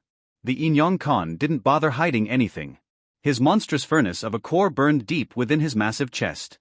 It poured out malice like a volcano vomited lava, its darkness obscuring the smaller core of his weaker split personality. Whereas Zarzoa exuded the cold and sterile lifelessness of a nuclear winter, the Inyong Khan oozed savage violence through every pore of his skin. Of course a paranoid warlord would only trust himself with the cube, Ark thought as she assessed her chances. Dyad cultivators were dangerous enough when their cores were split into 2 separate users. She had never heard of one with both cores conjoined within themselves. That should at a minimum double his chi reserves in a pinch. All of the path's benefits, none of the disadvantages. Wonderful. Both of Ark's opponents were equally terrible, though the Inyong Khan's chi reserve surpassed both of his rivals since he hadn't used his authority yet. This would give him a slight edge in their first engagement. I must say, nuclear trash, that you have done something that I once thought impossible, the Inyong Khan threatened Zarzoa, his mouth seething with unyielding rage. His entire body brimmed with anger. You have managed to well and truly piss me off. This is quite the new feeling for me. You speak these words as if they are meant to frighten me, Zarzoa replied calmly. The nuclear Buddha had always been eerily calm, but it seemed his last clash with Ark had purged him of whatever human emotions he had left. A fool like you, who would use the nuke to enslave this flawed world instead of saving it, is unworthy of my respect. I don't need your respect, only your head on a spike. And I shall have it. The so-called Khan dismissed Ark with a wave of his hand. Go away, woman. Step away from my cube and I shall allow you to leave with your life. I may even allow you to serve me once I rebuild my capital. Get bent, your majesty, Ark replied with disdain. The Inyong Khan was hardly a better keeper for the cube of Natho than Zarzoa, especially after that stunt during the race's opening salvo. Letting him use the nuke's power to enslave the wasteland through the terror of atomic annihilation was hardly any better than letting nuclear cultivators pull the trigger. They were both assholes who needed to go away. Then I shall reward your boldness with a revelation, the Khan replied, his eyes darting from Ark to Zarzoa. He showed no fear at facing 2 of the Fanged Coast's strongest cultivators, only the delusional arrogance of a madman who thought himself invincible. I will show why I stand where others kneel. The 3 duelists eyed each other, the cube of Natho lying between them, their bodies tense. Ark quickly analyzed the situation and decided on a course of action in an instant. Most of her battles were decided on the first strike, and she had never lost any. They all struck in the span of a nanosecond, without a word or warning. The three enemies moved at speeds that the eyes of Scraps couldn't follow and which most cultivators would fail to keep up with. Events unfolded almost as Ark anticipated. Zarzoa, ever the pragmatist, teleported next to the cube of Natho through his quantum leap technique. His body split into photons flung forward at light speed and then reassembled itself within reach of his prize. Help support creative writers by finding and reading their stories on the original site. The technique's flaw was that it only worked within the user's direct line of sight, which made it predictable. Zarzoa had thus focused his attention on Ark in order to anticipate her counterstrike, since she knew about that weakness. She did no such thing, nor needed to. The Inyong Khan did the job for her. As Ark suspected, he proved both eager to protect his hard-won treasure and take revenge on the man who destroyed his capital. Two of his hands joined in a Madras sequence, a third pointed at the cube of Natho and trapped it in a circular barrier keeping it out of Zoa's reach, and the last one snapped its fingers at the nuclear cultivator. A blade of sharpened wind hit Zoa in the chest with enough strength to slice a building apart, leaving a gash on his supernaturally tough Tumura skin.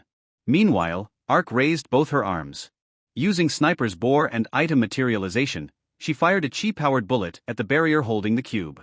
Her rifle arm fired a recoil blast of immense power at the Inyong Khan at the same time. Ark was both confident in her power and acutely aware of her own limitations. Her best chance to win today was to play for time until Yuan and the others completed their preparations and evened out the odds.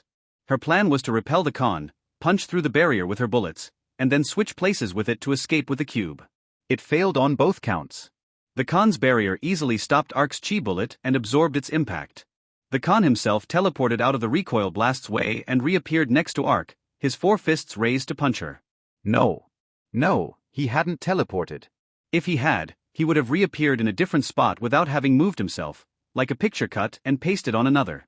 Yet his lower hands had shifted position from forming a Madras sequence to tightening into fists. Ark quickly guessed the most likely explanation. The Khan had divided time itself, split two instants apart to create a space within which only he could move. Ark assessed it couldn't have been longer than a tenth of a second based on the space he covered, but it was plenty of time for a high-coil cultivator to react. Unwilling to find herself trapped in close combat with a four-armed juggernaut, Ark used bullet teleportation to switch places with her earlier projectile. She appeared again next to the barrier and within reach of Zoa. The nuclear cultivator immediately spun and aimed at her face with a kick filled with radiation. Ark dodged it easily enough, but it punctured through the self-imposed barrier holding back her unstable authority. Headshot Forge's incomplete form leaked out of her in a wave that swallowed much of Battletown. Its debris gained the color of lead and the air choked with gunsmoke. Bullets rained on Zoa's and the Khan's heads before bouncing off their skulls. In its imperfect state, Headshot Forge's projectiles acted like normal projectiles incapable of piercing through the skin of high-level cultivators. Ark didn't have time to reapply her barrier in battle. She knew it would kill many survivors caught within its radius, but the risk of either of these two keeping the cube was simply too great for her to hold back. She could only hope to kill her enemies before they had to redraw the maps. As for the Khan's own barrier, it managed to obscure the cube of Natho from Ark's true sight. This could only mean one thing: that sanctuary excluded its contents from the world itself. The sheer skill required to pull something like that off spooked Ark to her core. Even the barrier's fueling item materialization, which worked along the same principles by excluding everything except the object's components, hardly lasted more than a split second. Not only had the Khan created one large enough to hold the cube, but it resisted both Zoa and Ark's attempts to punch through it. He also seemed confident it would last long enough for him to finish off his rivals. I hate arrogant bastards who can back up their boasts, Ark thought as the Khan rushed at her and Zoa with a savage snarl. Each of his steps sent dust and debris flying back behind him. He's a tough one. Ark noticed a very interesting detail as the Khan charged at her. Some of Headshot Forge's bullets hit the Khan's chest rather than his skull. Did he have a backup head hidden there? Or did his split personality confuse her authority? Whatever the reason, Ark repelled Zoa with a recoil fist to the chest, then leaped dozens of meters back to put distance between herself and her enemies. The Khan waved his hands and suddenly reappeared in front of Ark, having once again split time. Ark's enhanced sight and reflexes allowed her to dodge most attacks, but a fist grazed her cheek anyway. She immediately sensed an invisible blade slash at her very soul. The Khan attempted to sever and divide her spirit from her body. That technique would have likely killed most cultivators, even those who had braved the moonburns and gained a better grasp on their true selves. A Gunsel's core and their soul were one and the same due to the nature of their rebirth, so the Khan's attempt to split them failed to affect Ark. She hit the warlord in the chest with a recoil blast with enough force to send him flying back by a dozen meters, though he managed to whip up a barrier in time to lessen the damage to a minimum. Disappear! The Khan shouted, his two lower hands completing a madras sequence while the upper two pointed at Ark. Divide between heaven and earth. Ark flew. Gravity suddenly lost its hold on her and an invisible force extirpated her from the earth. She found herself dragged up into the air in an instant. Battletown shrank beneath her. She hardly caught a glimpse of Zoa and the Khan engaging in a lightning-quick fistfight before she ascended through the clouds. Ever closer to space. Ark ascended through the atmosphere at phenomenal velocity. She moved so quickly that her cloak had burned away at the friction of the air. She had lost her hat too, which annoyed her. It had been a gift from Jim long before he became the gun.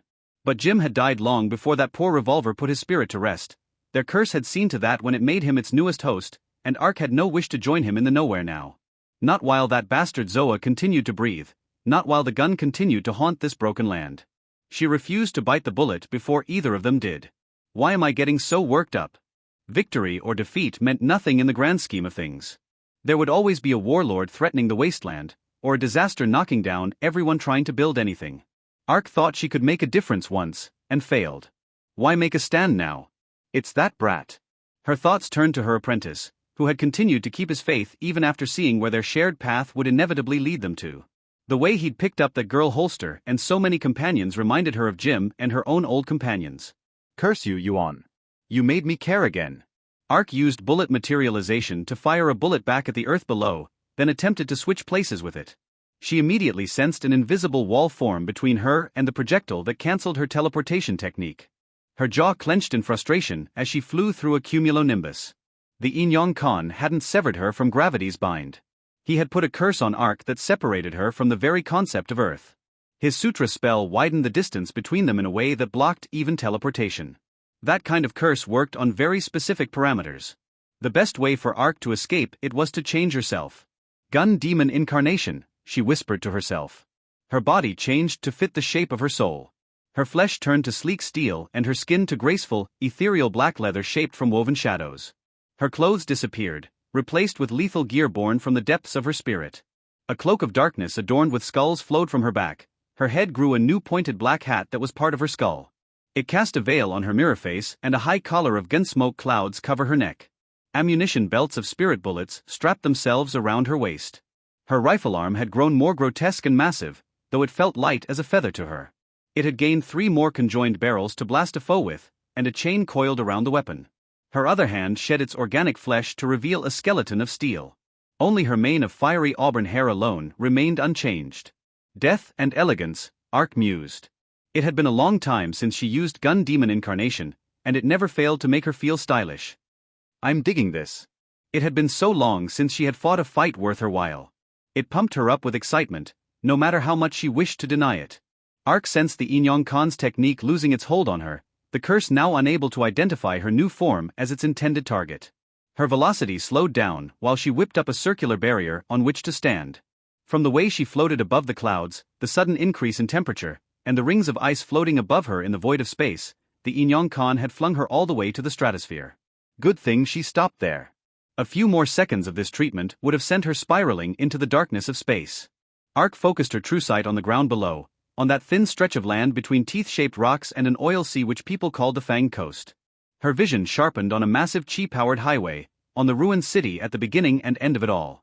The Inyong Khan and Zar Zoa were engaged in a quick-paced fistfight on the ground. The former had more arms to punch with, but the latter was both quicker and a better hand-to-hand combatant. The Khan's face grew into a maddened scowl as Zoa deflected each and every one of his lightning-fast hits. He must have tried to sever the nuclear cultivator's soul from his body as well, only to fail miserably. Ark knew it was only a matter of time before Zoa found an opening in the Khan's frantic assault to counterattack. She aimed at both of them with her rifle arm and built up electric chi within it. Her body produced its own bullets while in gun demon incarnation, so she only had to charge it to increase its speed. Over 20 kilometers separated them from her. Hardly the hardest shot she ever took. Railgun blast. A mighty projectile erupted from her cannon arm at re-entry speed. A recoil blast of tremendous power propelled a fist-sized electrified bullet towards the earth below. It crossed the atmosphere in a split second and hit its targets with the strength to blow up a small city. Support the creativity of authors by visiting Royal Road for this novel and more. Both duelists sensed the projectile coming just in time to whip up barriers to protect themselves. However, only Zarzoa was familiar enough with Ark's techniques to create one capable of withstanding the impact.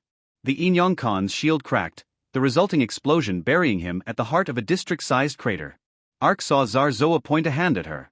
She barely had time to move to the left with a recoil shockwave before a purple gamma ray burst surged from the earth below, piercing the clouds and continuing its course into the depths of space. Ark wasn't certain how Zoa managed to pinpoint her position, but she felt confident he would lose out on a long-distance sniping duel. She loaded her rifle arm with a new shot and prepared to fire another railgun blast. Zoa raised his left hand at her, and Ark plummeted. The power forcefully calling her down to earth felt quite different from the Khan's curse. Ark had such a sensitive control over her chi that she immediately noticed which parts of her body were caught in Zoa's technique, the protons and neutrons making up the particles forming her being. Meanwhile, Zoa's right hand shone with the green glow of decaying particles and radiation. He likely intended to hit her with it the moment she made landfall. Weak and strong nuclear forces. Ark analyzed as she continued to charge her railgun blast. That's new. Zoa had learned new tricks since they last met, sharpened his skills. Ark dominated him during their last encounter until their authorities clashed, but he had gotten better and her endurance had plummeted since. She doubted she would be able to keep up with him once Gun Demon Incarnation ran out of chi to fuel itself. Ark had to take him fast. Blitz him. She didn't fight against her enemy's pull. Zoa wouldn't be able to maintain the technique and create a barrier capable of stopping her attack at the same time. She had a good chance to hit him with the technique if she struck him before he could adjust. Gotta nail the timing just right. Ark descended through the clouds at high speeds, counting the kilometers separating her from the ruins of Battletown. 15. Her immaculate demonic body hardly felt the friction on her iron skin and shadow leather gear. 10. Zarzoa tensed up, his knees crouching slightly, preparing for impact. 5. Zoa's right palm opened, radioactive smoke seeping between his fingers. 1 kilometer. Ark tilted her rifle arm a tiny bit to right, then fired. Zarzoa immediately released his hold on her and slammed the ground with his left palm to raise a barrier. Her projectile missed it by a few inches. Zoa's barrier stopped the impact easily enough, the debris, not so much. Steel propelled at high velocity by Ark's shot caused him to trip, just as she hoped. Ark landed on his chest feet first and followed up with 2 recoil kicks. The blast threw Zoa against the ground and allowed Ark to leap away before he could catch her with his radioactive right hand. The Inyong Khan arose from the smoking crater she created earlier, then waved his arms in a wild chaotic dance. Swirling blades of wind raced from his fingers in all directions, cutting through stone and steel. Zarzoa slammed one that threatened to behead him between his hands while Ark spun in midair to dodge and retaliated with a recoil blast. The Khan's lower hands joined in a madras sequence. Ark's attack began to slow down to a crawl until it vanished. So did her next shot. Is that a barrier? Ark wondered as she landed on the ground and ran around the battlefield. She, the Khan, and Zarzoa exchanged projectiles at a blinding pace, but while the Khan's wind slashes forced his enemies to dodge to avoid being shredded to ribbons, both their chi-powered bullets and gamma-ray bursts lost all power long before they could reach him. No, it's an innate technique. The path of the dyad focused on duality, division and cooperation. As the apex of his discipline, the Inyong Khan managed to divide time-space itself. Like Zeno's paradoxes, Ark thought after narrowly avoiding a slash that would have beheaded her. It grazed her iron neck too deep for her liking. When time and space are segmented into separate instants, true motion is impossible. The arrow never reaches its target. That kind of technique should require immense focus, but Ark knew of a dyad trick that allowed the user to evenly split their attention. When combined with his extra set of arms, the Khan could likely fuel the defense so long as his madras sequence was uninterrupted. Ark could only think of a single loophole, though it would cost her a lot of chi. The last you'll never see, she incanted, her free hand forming a simple madras sequence. Headshot forge. Ark focused her authority until it assumed its natural form. She forced its wild energies back into its range of a mile centered around herself. The ruins of Battletown transformed into a realm of lead encircled by a ring of gunpowder rivers, all under a veiled dome of gunsmoke. Bleeding holes opened up on her foes' foreheads. Most scraps thought Ark's headshot forge instantly fired a bullet at anyone caught within its range, but they were sorely mistaken. That effect was the result of her broken authority leaking out of her in an imperfect form. In its true form, headshot forge began with the end result, a lethal bullet inside the target's brain, and then retroactively rewrote reality to justify the process of how it got there. The Khan's impenetrable defense couldn't overcome that effect, nor could his bulletproof skin prevent the projectile from forming inside him. He let out a scream of rage as a projectile materialized inside his very flesh. 2 holes appeared on the Inyong Khan, one in his forehead, the other in the middle of his chest. The latter oddity confirmed he had at least one backup brain buried beneath his ribs. Ark guessed the Flesh Mansion sect probably outfitted him with redundant organs and top-of-the-line biogear. Nonetheless, it was still difficult for a cultivator to focus with a piece of lead lodged inside their prefrontal lobe. The Khan's upper hand stopped attacking in a desperate attempt to scratch the bullet out of his skull, while the lower one struggled to keep the Madras sequence uninterrupted.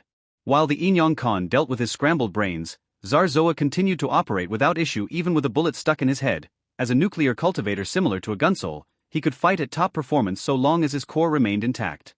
The hole in his forehead didn't even bleed. Zarzoa slammed his hands together, both of them glowing with nuclear light, and then began to chant. I am become death. Ark tensed upon recognizing his authority's incantation. Destroyer of Whirl. Ark cast bullet teleportation on the projectile stuck inside his skull. A nuclear punch hit her in the chest at lightning speed. Ark would have been more than fast enough to dodge in her heyday, but she had grown rusty and was too close to Zoa to dodge properly. A fist imbued with radiation melted the outer surface of her iron belly and threw her back. She landed on a field of lead summoned by her own authority and followed through with a recoil blast. Zarzoa was already healing from his wounds, with his jaw reforming itself from raw nuclear radiation surging from the rest of his body. Ark studied the way his chi traveled through his body in an attempt to find his core. Zoa was too good to give its location away, but at least she prevented him from casting his authority. I am fighting for the sake of your immortal soul too, Ark, his half-formed mouth spoke while his legs avoided the blast with graceful dancing moves. Rudra Tandava. Zoa's steps carried the strength of thunder as he danced forward, his hands and feet following a complex Madras sequence as nuclear light imbued his limbs with power. By the time he closed the gap between Ark and him in a bright flash of light, his face had already put itself back together, only for his regeneration to abruptly stop afterward. Ark found herself taken aback when her enemy charged at her with the back of his skull missing. Zoa knew that her headshot forge would automatically target anyone with a brain, so the clever bastard interrupted his regeneration before he could regrow one. Ark wished she could say she could heal so easily.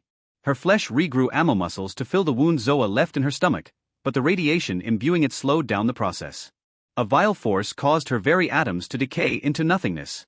So long as the tumor that grants him his half-life remains untouched, he'll eventually recover from anything. Ark thought their authority clash had cracked and destroyed Zarzoa's core during their last battle, but apparently not. He must have used a chi barrier to hide it after nearly perishing at her hands. I'll thoroughly clean up the shit stain this time.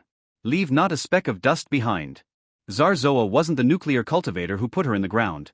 That honor belonged to another she had slain decades ago and forced her to shoot herself rather than suffer a cruel death by radiation cancer, but he was by far the most dangerous. She couldn't allow him to escape again.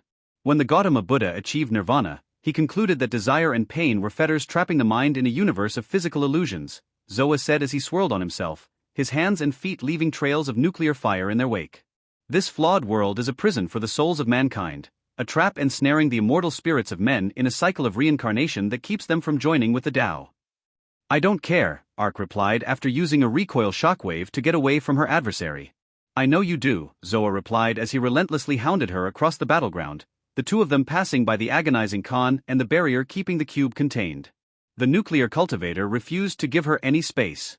You have seen the vices festering among men. Greed, ambition, violence, ignorance. Sins on which this rotten city and its overlord build the foundations of their wicked power. He clapped his hands to unleash a searing burst of crimson microwaves. Ark formed a barrier to protect herself, the sheer heat from the attack turning dust to glass around her.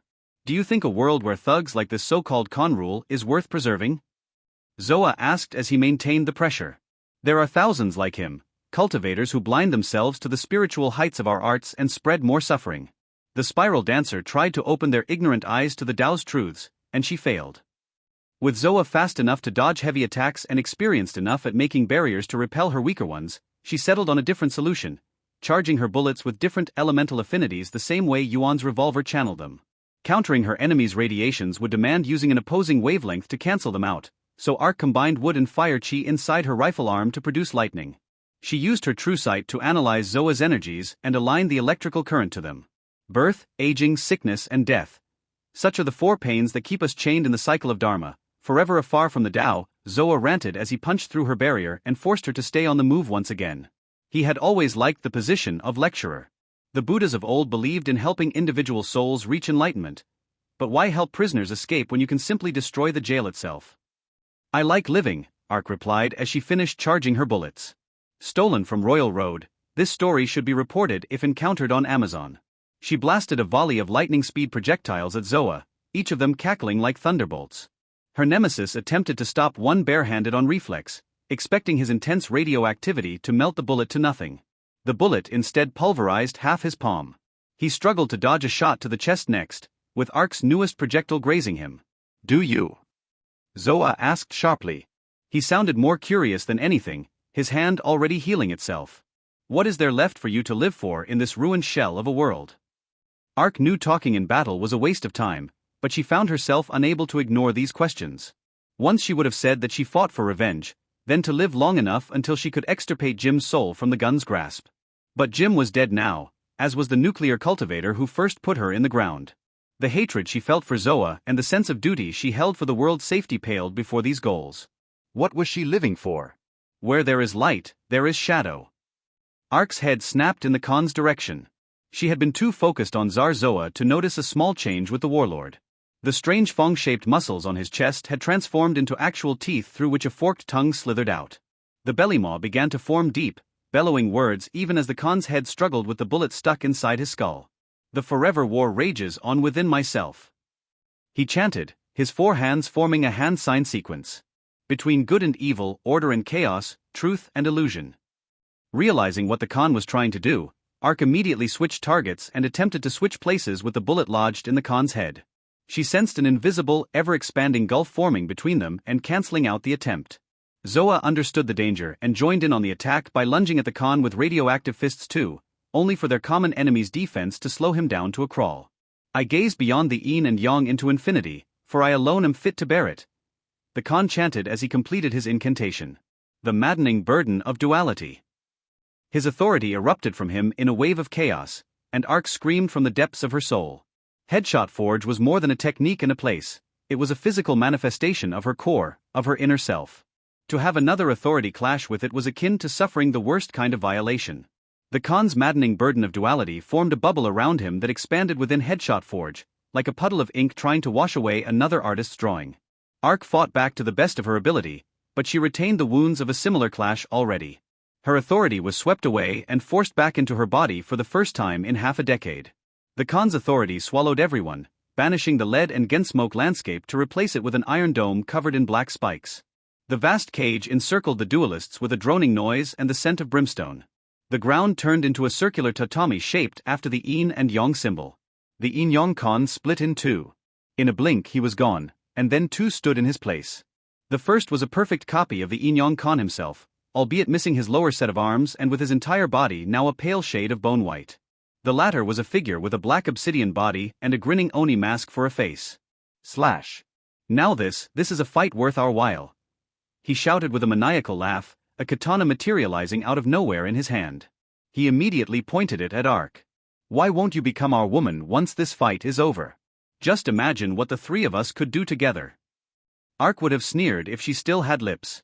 "Two different personalities, and you're both creeps." "Stop wasting time, Lesserme," the yin-yang Khan said as he stretched his arms, his eyes glaring at Tsar Zoa. The bullet wound in his head and chest had closed on their own. "Both of them are worthy of our full powers. We can't afford to toy with these two." Yes, boss," Slash replied with a sigh. "Got it, boss." Ark immediately guessed what happened. Their authority allowed the two personalities to physically manifest in a single imaginary space. This is bad, Ark thought.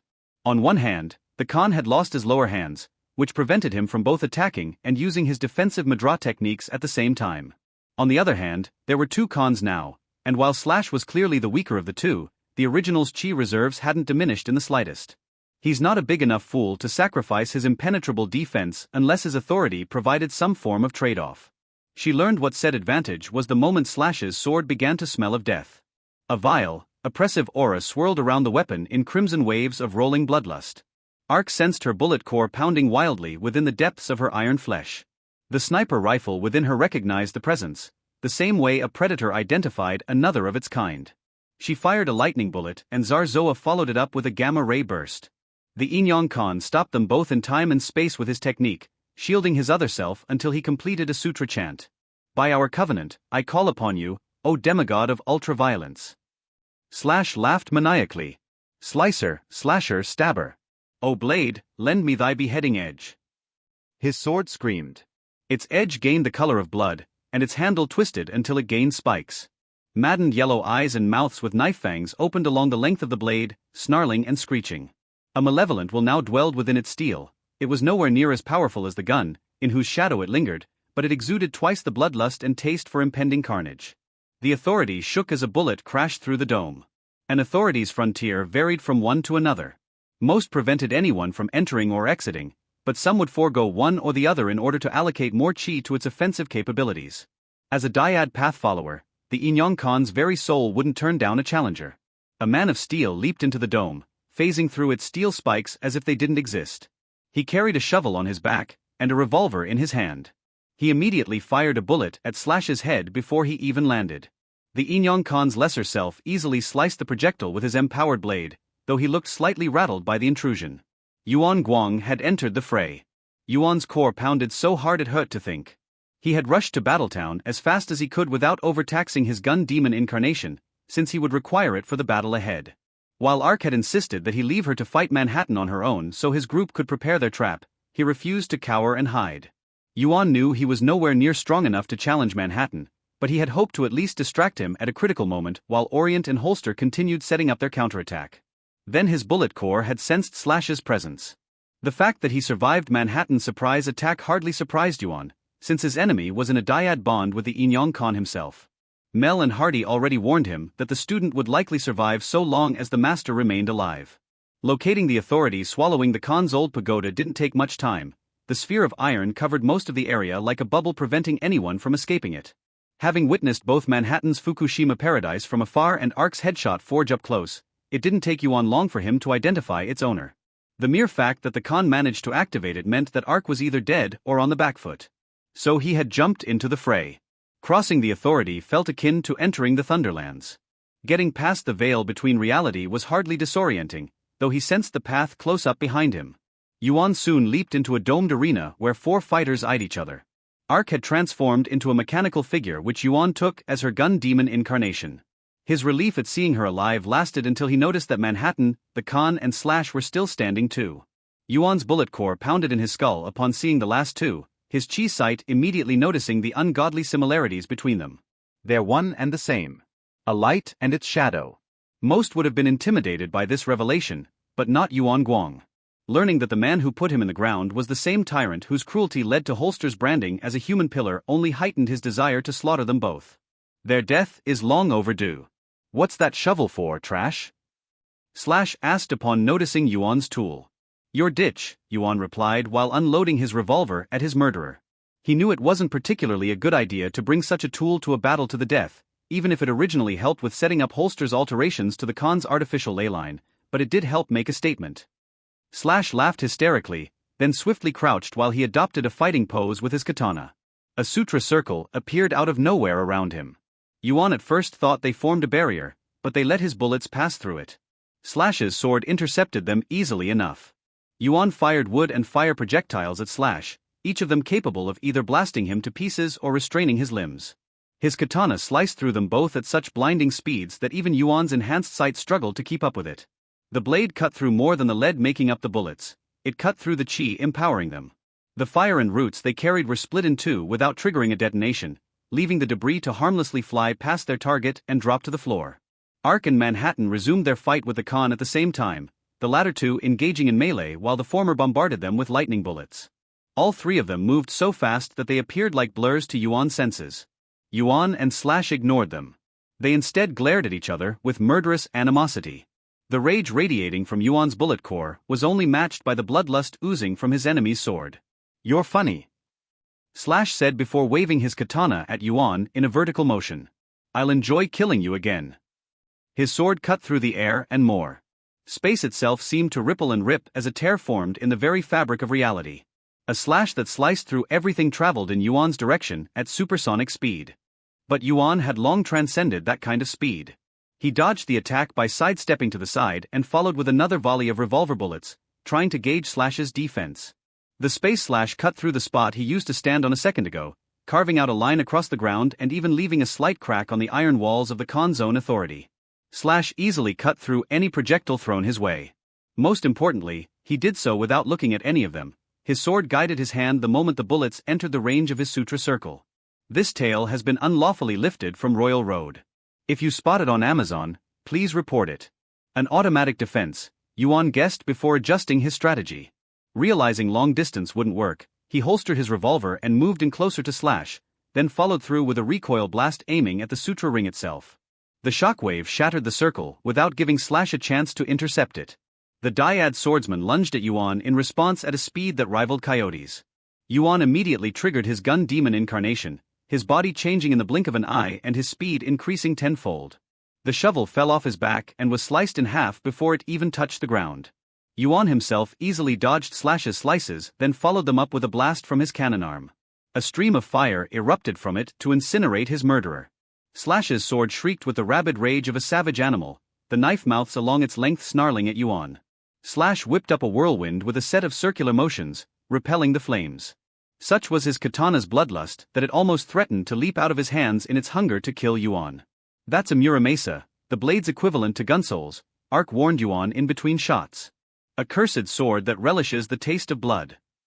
This is the only blade that can channel my technique without breaking down, Slash boasted. He waved his sword horizontally, a line splitting space along its edge and right towards Yuan. The Wuji slash. Wuji. Yuan knew that this term referred to the nothingness beyond yin and yang. A sword that cuts the line between positive and negative, between good and evil. No wonder his murderer could counter his projectiles so easily. His technique cut through reality itself like a knife through butter. Yuan jumped over the horizontal slice, then responded with a volley of chi-powered minigun bullets. His counterattack proved too quick for Slash to anticipate. His projectiles blasted apart his left shoulder and half his chest. To Yuan's frustration, Slash's wounds knitted back together in an instant. The pieces blown apart by his projectiles simply flew back into place while he laughed. Enough of this, my lesser half. The Khan ordered upon pointing a finger at Manhattan. A circular barrier suddenly enclosed the nuclear cultivator behind a shroud of smoky darkness and light beams. Its surface rippled as its prisoner attempted to break out, to no avail. Finish off that subhuman waste of skin and let us focus on the woman. Yuan guessed that the Khan's two halves planned to take on their enemies one after another. They likely hoped that their barrier would keep Manhattan contained long enough for them to deal with Ark. A difficult prospect. Subhuman. Ark scoffed upon following through with a recoil blast that hit the Khan in the chest and sent him back a few meters. Her shot tore off half the warlord's chest. Big talk for a two-faced mutant. The Inyong Khan responded with a growl, the hole in his chest closing in the blink of an eye. Yuan observed the process long enough to sense Slash's own core flare up in response to his other self's injuries. Their authority would keep reviving them so long as at least one remained. They're the same, Yuan. Ark warned him, having reached the same conclusion he did. We've got to kill them both at once. Subhuman creatures like you Gunsouls, who cannot even cultivate without the mercy of a higher power, ought to be exterminated from this earth. The Inyong Khan snarled, his hands slapping together. You are a stain on our arts. A space-ripping slice erupted from his hand straight at Ark, longer and thicker than the one Slash sent Yuan's away. Both Gunsouls dodged the attacks and fired back with chi-powered bullets. Slash summoned another sutra ring and cut apart Yuan's projectiles, while Ark's own shots were frozen in space by the Khan's Madra sequences. Seeing the Inyong Khan's attack and comparing it to Slash's own led Yuan to a profound realization. One that emboldened him. I see you now, Yuan said as he dodged slice after slice, flying around Slash while looking for an opening. What you are really. Slash chuckled smugly. The man who put you in the ground and will send you back there? A slave to yourself, Yuan countered with disdain. The half of the Khan who needs a sword to cast the same technique his better half can do with his bare hands. The weakling that makes his master shine. Yuan empowered a bullet with a specific chi frequency. The sidekick. Slash's jaw tightened into a scowl, his katana surging to automatically intercept the bullets, only for them to phase through his blade as if they weren't even there. They bounced off Slash's skin without inflicting any damage, but the surprise still rattled him. Yuan suppressed a smirk. As he had suspected, Slash's technique let him cut through anything it touched, but it was still channeled through a metal sword. Armor-ignoring bullets could phase through it. These projectiles unfortunately lacked the power to inflict damage on a third coil cultivator and above. Ark told him he could imbue his bullets with multiple effects, so he would have to learn how to on the spot. I am a gun, Yuan told himself. He cycled chi through his inner circuits, reciting the sutra chant engraved into his very being, basking in the instinctive knowledge that being a living firearm provided. Quick to fire. He fired a stream of bullets at Slash with his minigun arm, empowering them with chi frequencies aligned with different weapons. Each of his projectiles carried a different note in the gun path song. His goal was to nail a combination of an assault rifle's armor-ignoring ability and a gun's chi-powered explosive bullet. Almost all of them were failures. A few phased through Slash's defense and flattened against his invulnerable skin as Yuan imbued them with the armor-ignoring effect but failed to pack them with explosive chi. Others were sliced apart by his enemy's hungry katana. However, there was an advantage to firing with a bottomless minigun. Namely, probabilities worked in his favor. It didn't matter how many bullets Yuan wasted, he only had to nail the right combination once. Which he eventually did. One of Yuan's chi-powered bullets phased through the metal blade and blasted Slash's skull open with immense force. Slash's head exploded atop his shoulders. Yuan's bullet core pounded with satisfaction inside his skull at the irony of his murderer perishing from the very same way he once put the gunsole into the ground. Payback at last. However, his joy only lasted until his foe's corpse hit the ground. Slash's blood and brain matter had already started pulling itself back together by the will of his surviving other half. The Inyong Khan himself remained on the defensive, his hands forming a madras sequence that stopped all of Ark's projectiles mid-flight. Realizing this, Ark charged at him with her free hands forming madras signs of her own. "The last thing you never see," she said, her voice strained with pain. Headshot forge. A bubble of lead and gensmoke emerged from her body, pressing back against the Khan's own inner reality in an attempt to kill him before his other self recovered. Yuan had never seen an authority clash in the past, and witnessing it firsthand sent shivers down his spine. Two different visions of the world materialized within a few meters range and fought over ownership of reality. The Inyong Khan's maddened vision of endless fighting and splintered minds pressed against the ammunition bog of Headshot Forge, the same way water sought to extinguish any pocket of air within itself. Ark pushed back with all of her chi and strength, but the experience wore her down spiritually and physically. Her rifle arm cracked along its barrel and her steel skin rusted along the edges. All of her willpower hardly allowed her to expand her authority around 2 meters from herself. But it was enough to briefly engulf the Inyong Khan. A bloody hole opened in the warlord's skull, blasting his brain apart within the physical incarnation of his soul. He let out a scream of rage and pain echoed by cracks spreading through the iron dome. Ark had struck a lethal blow while his other personality was temporarily dead. For a brief instant, the yin and yang that made up the Khan's existence both perished. His authority collapsed upon itself with a final shriek. To Yuan's senses, it looked as if his entire reality shattered like a broken window. Pieces of space fell off to reveal the ruins of Battletown underneath. Slash's corpse vanished in the blink of an eye, leaving only his hungry blade and Yuan's handgun behind, while the Khan's remains regained their lost lower 2 arms as he collapsed on his back. His chi dissipated as blood poured out of his broken skull. The Inyong Khan, Lord of Battletown, murderer of Yuan Guang, and tormentor of countless innocent souls, lay dead on the ground. Mingxia Jialong, you are avenged. A powerful sense of accomplishment erupted from Yuan's bullet core and over his entire body. He had finally accomplished what the gun raised him from the dead for. And so am I. But he had no time to revel in his victory yet. The battle was far from over. The Khan's barriers disappeared with their creator's demise. One revealed the cube of Natho sitting among the ruins, the other showed a freed Manhattan, who sang sutras to himself with his hands joined in meditation. Eth, destroyer of worlds. Ark and Yuan immediately fired at him, their bullets hitting a sphere of nuclear energy expanding around Manhattan. The searing light emanating from the nuclear cultivator illuminated Battletown, and the sheer chi pressure filled Yuan with overwhelming dread. An authority. Manhattan had been waiting for his enemies to kill each other, then sucker punched them with his strongest technique in one final blow. Yuan grabbed the cube. Ark ordered Yuan, her free hand forming another madra. Now. Throwing himself forward with a recoil shockwave, Yuan reached the cube of Natho in an instant. Since he lacked hands in his gun demon incarnation, he grabbed the cursed artifact with his teeth. I am the dead white flash and the silent winter that remains. Manhattan chanted, his voice echoing with the detonation of distant explosions. I am the hammer that cracks the cosmic egg and smashes the atom. The last thing you never see. Ark shouted back, her broken authority expanding around her in a last-ditch attempt to stop her nemesis from doing the same. The author's content has been appropriated. Report any instances of this story on Amazon. Let there be light. Manhattan shouted, right as Ark fired Headshot Forge. Fukushima Paradise. Two authorities swallowed the world in a clash of light and lead. Manhattan brightened like the sun and unleashed a flood of radioactive dust. Green energies and irradiated clouds filled Yuan's horizon, bathing the universe in Fukushima Paradise's destructive radiance. Yuan found it oddly beautiful, almost comforting, the same way a flame seemed graceful before it consumed the world that gave birth to it. He knew he was gazing upon the Big Bang's light reborn, the spark that ignited the cosmos itself. It swallowed the Khan's corpse, Slash's sword and the handgun without leaving anything behind. Yuan found himself thrown backward as Ark's Headshot Forge enclosed him, her inner reality shielding him from Manhattan's radioactive flood. The very cosmos went haywire as two opposing wills feuded over its control.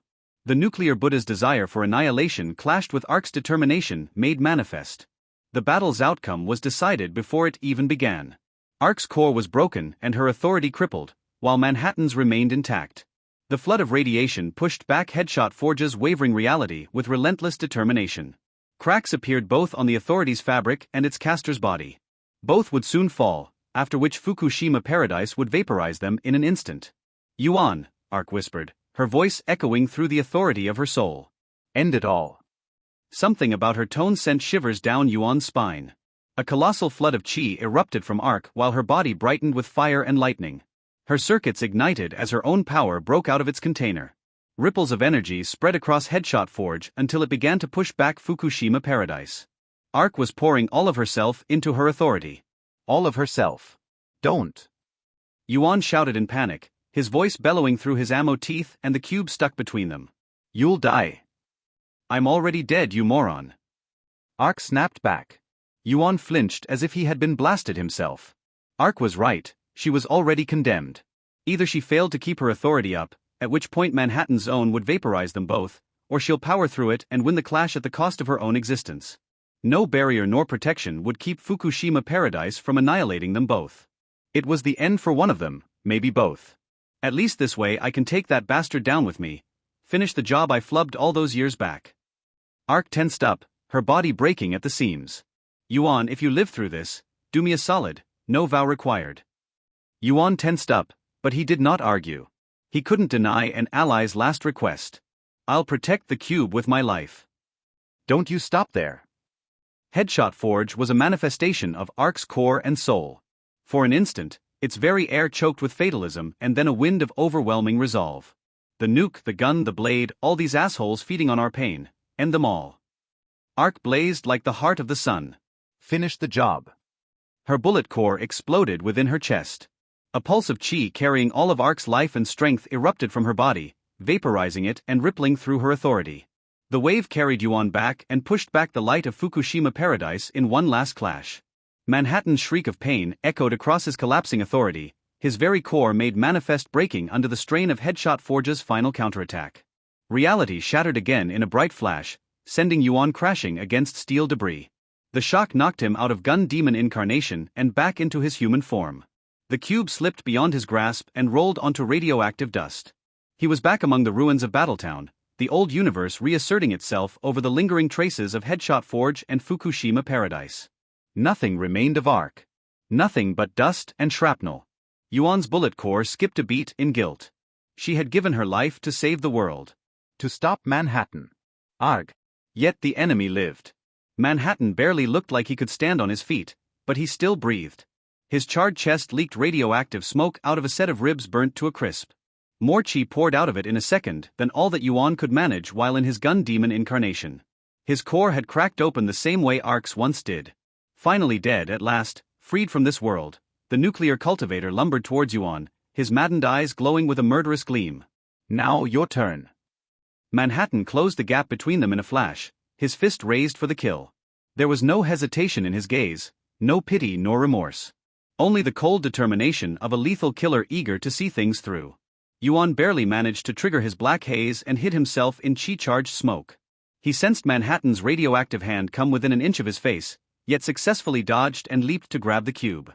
He's slow. The realization hit Yuan like a brick wall. He would have been forced to use Gun Demon Incarnation to even hope to survive against Manhattan before, but here he managed to dodge a lethal blow in his human form. Arc crippled him for now. An overwhelming current of chi washed over the area. Yuan sensed Holster and Orient's presence washing over the ley line connecting Battletown to its landmarks.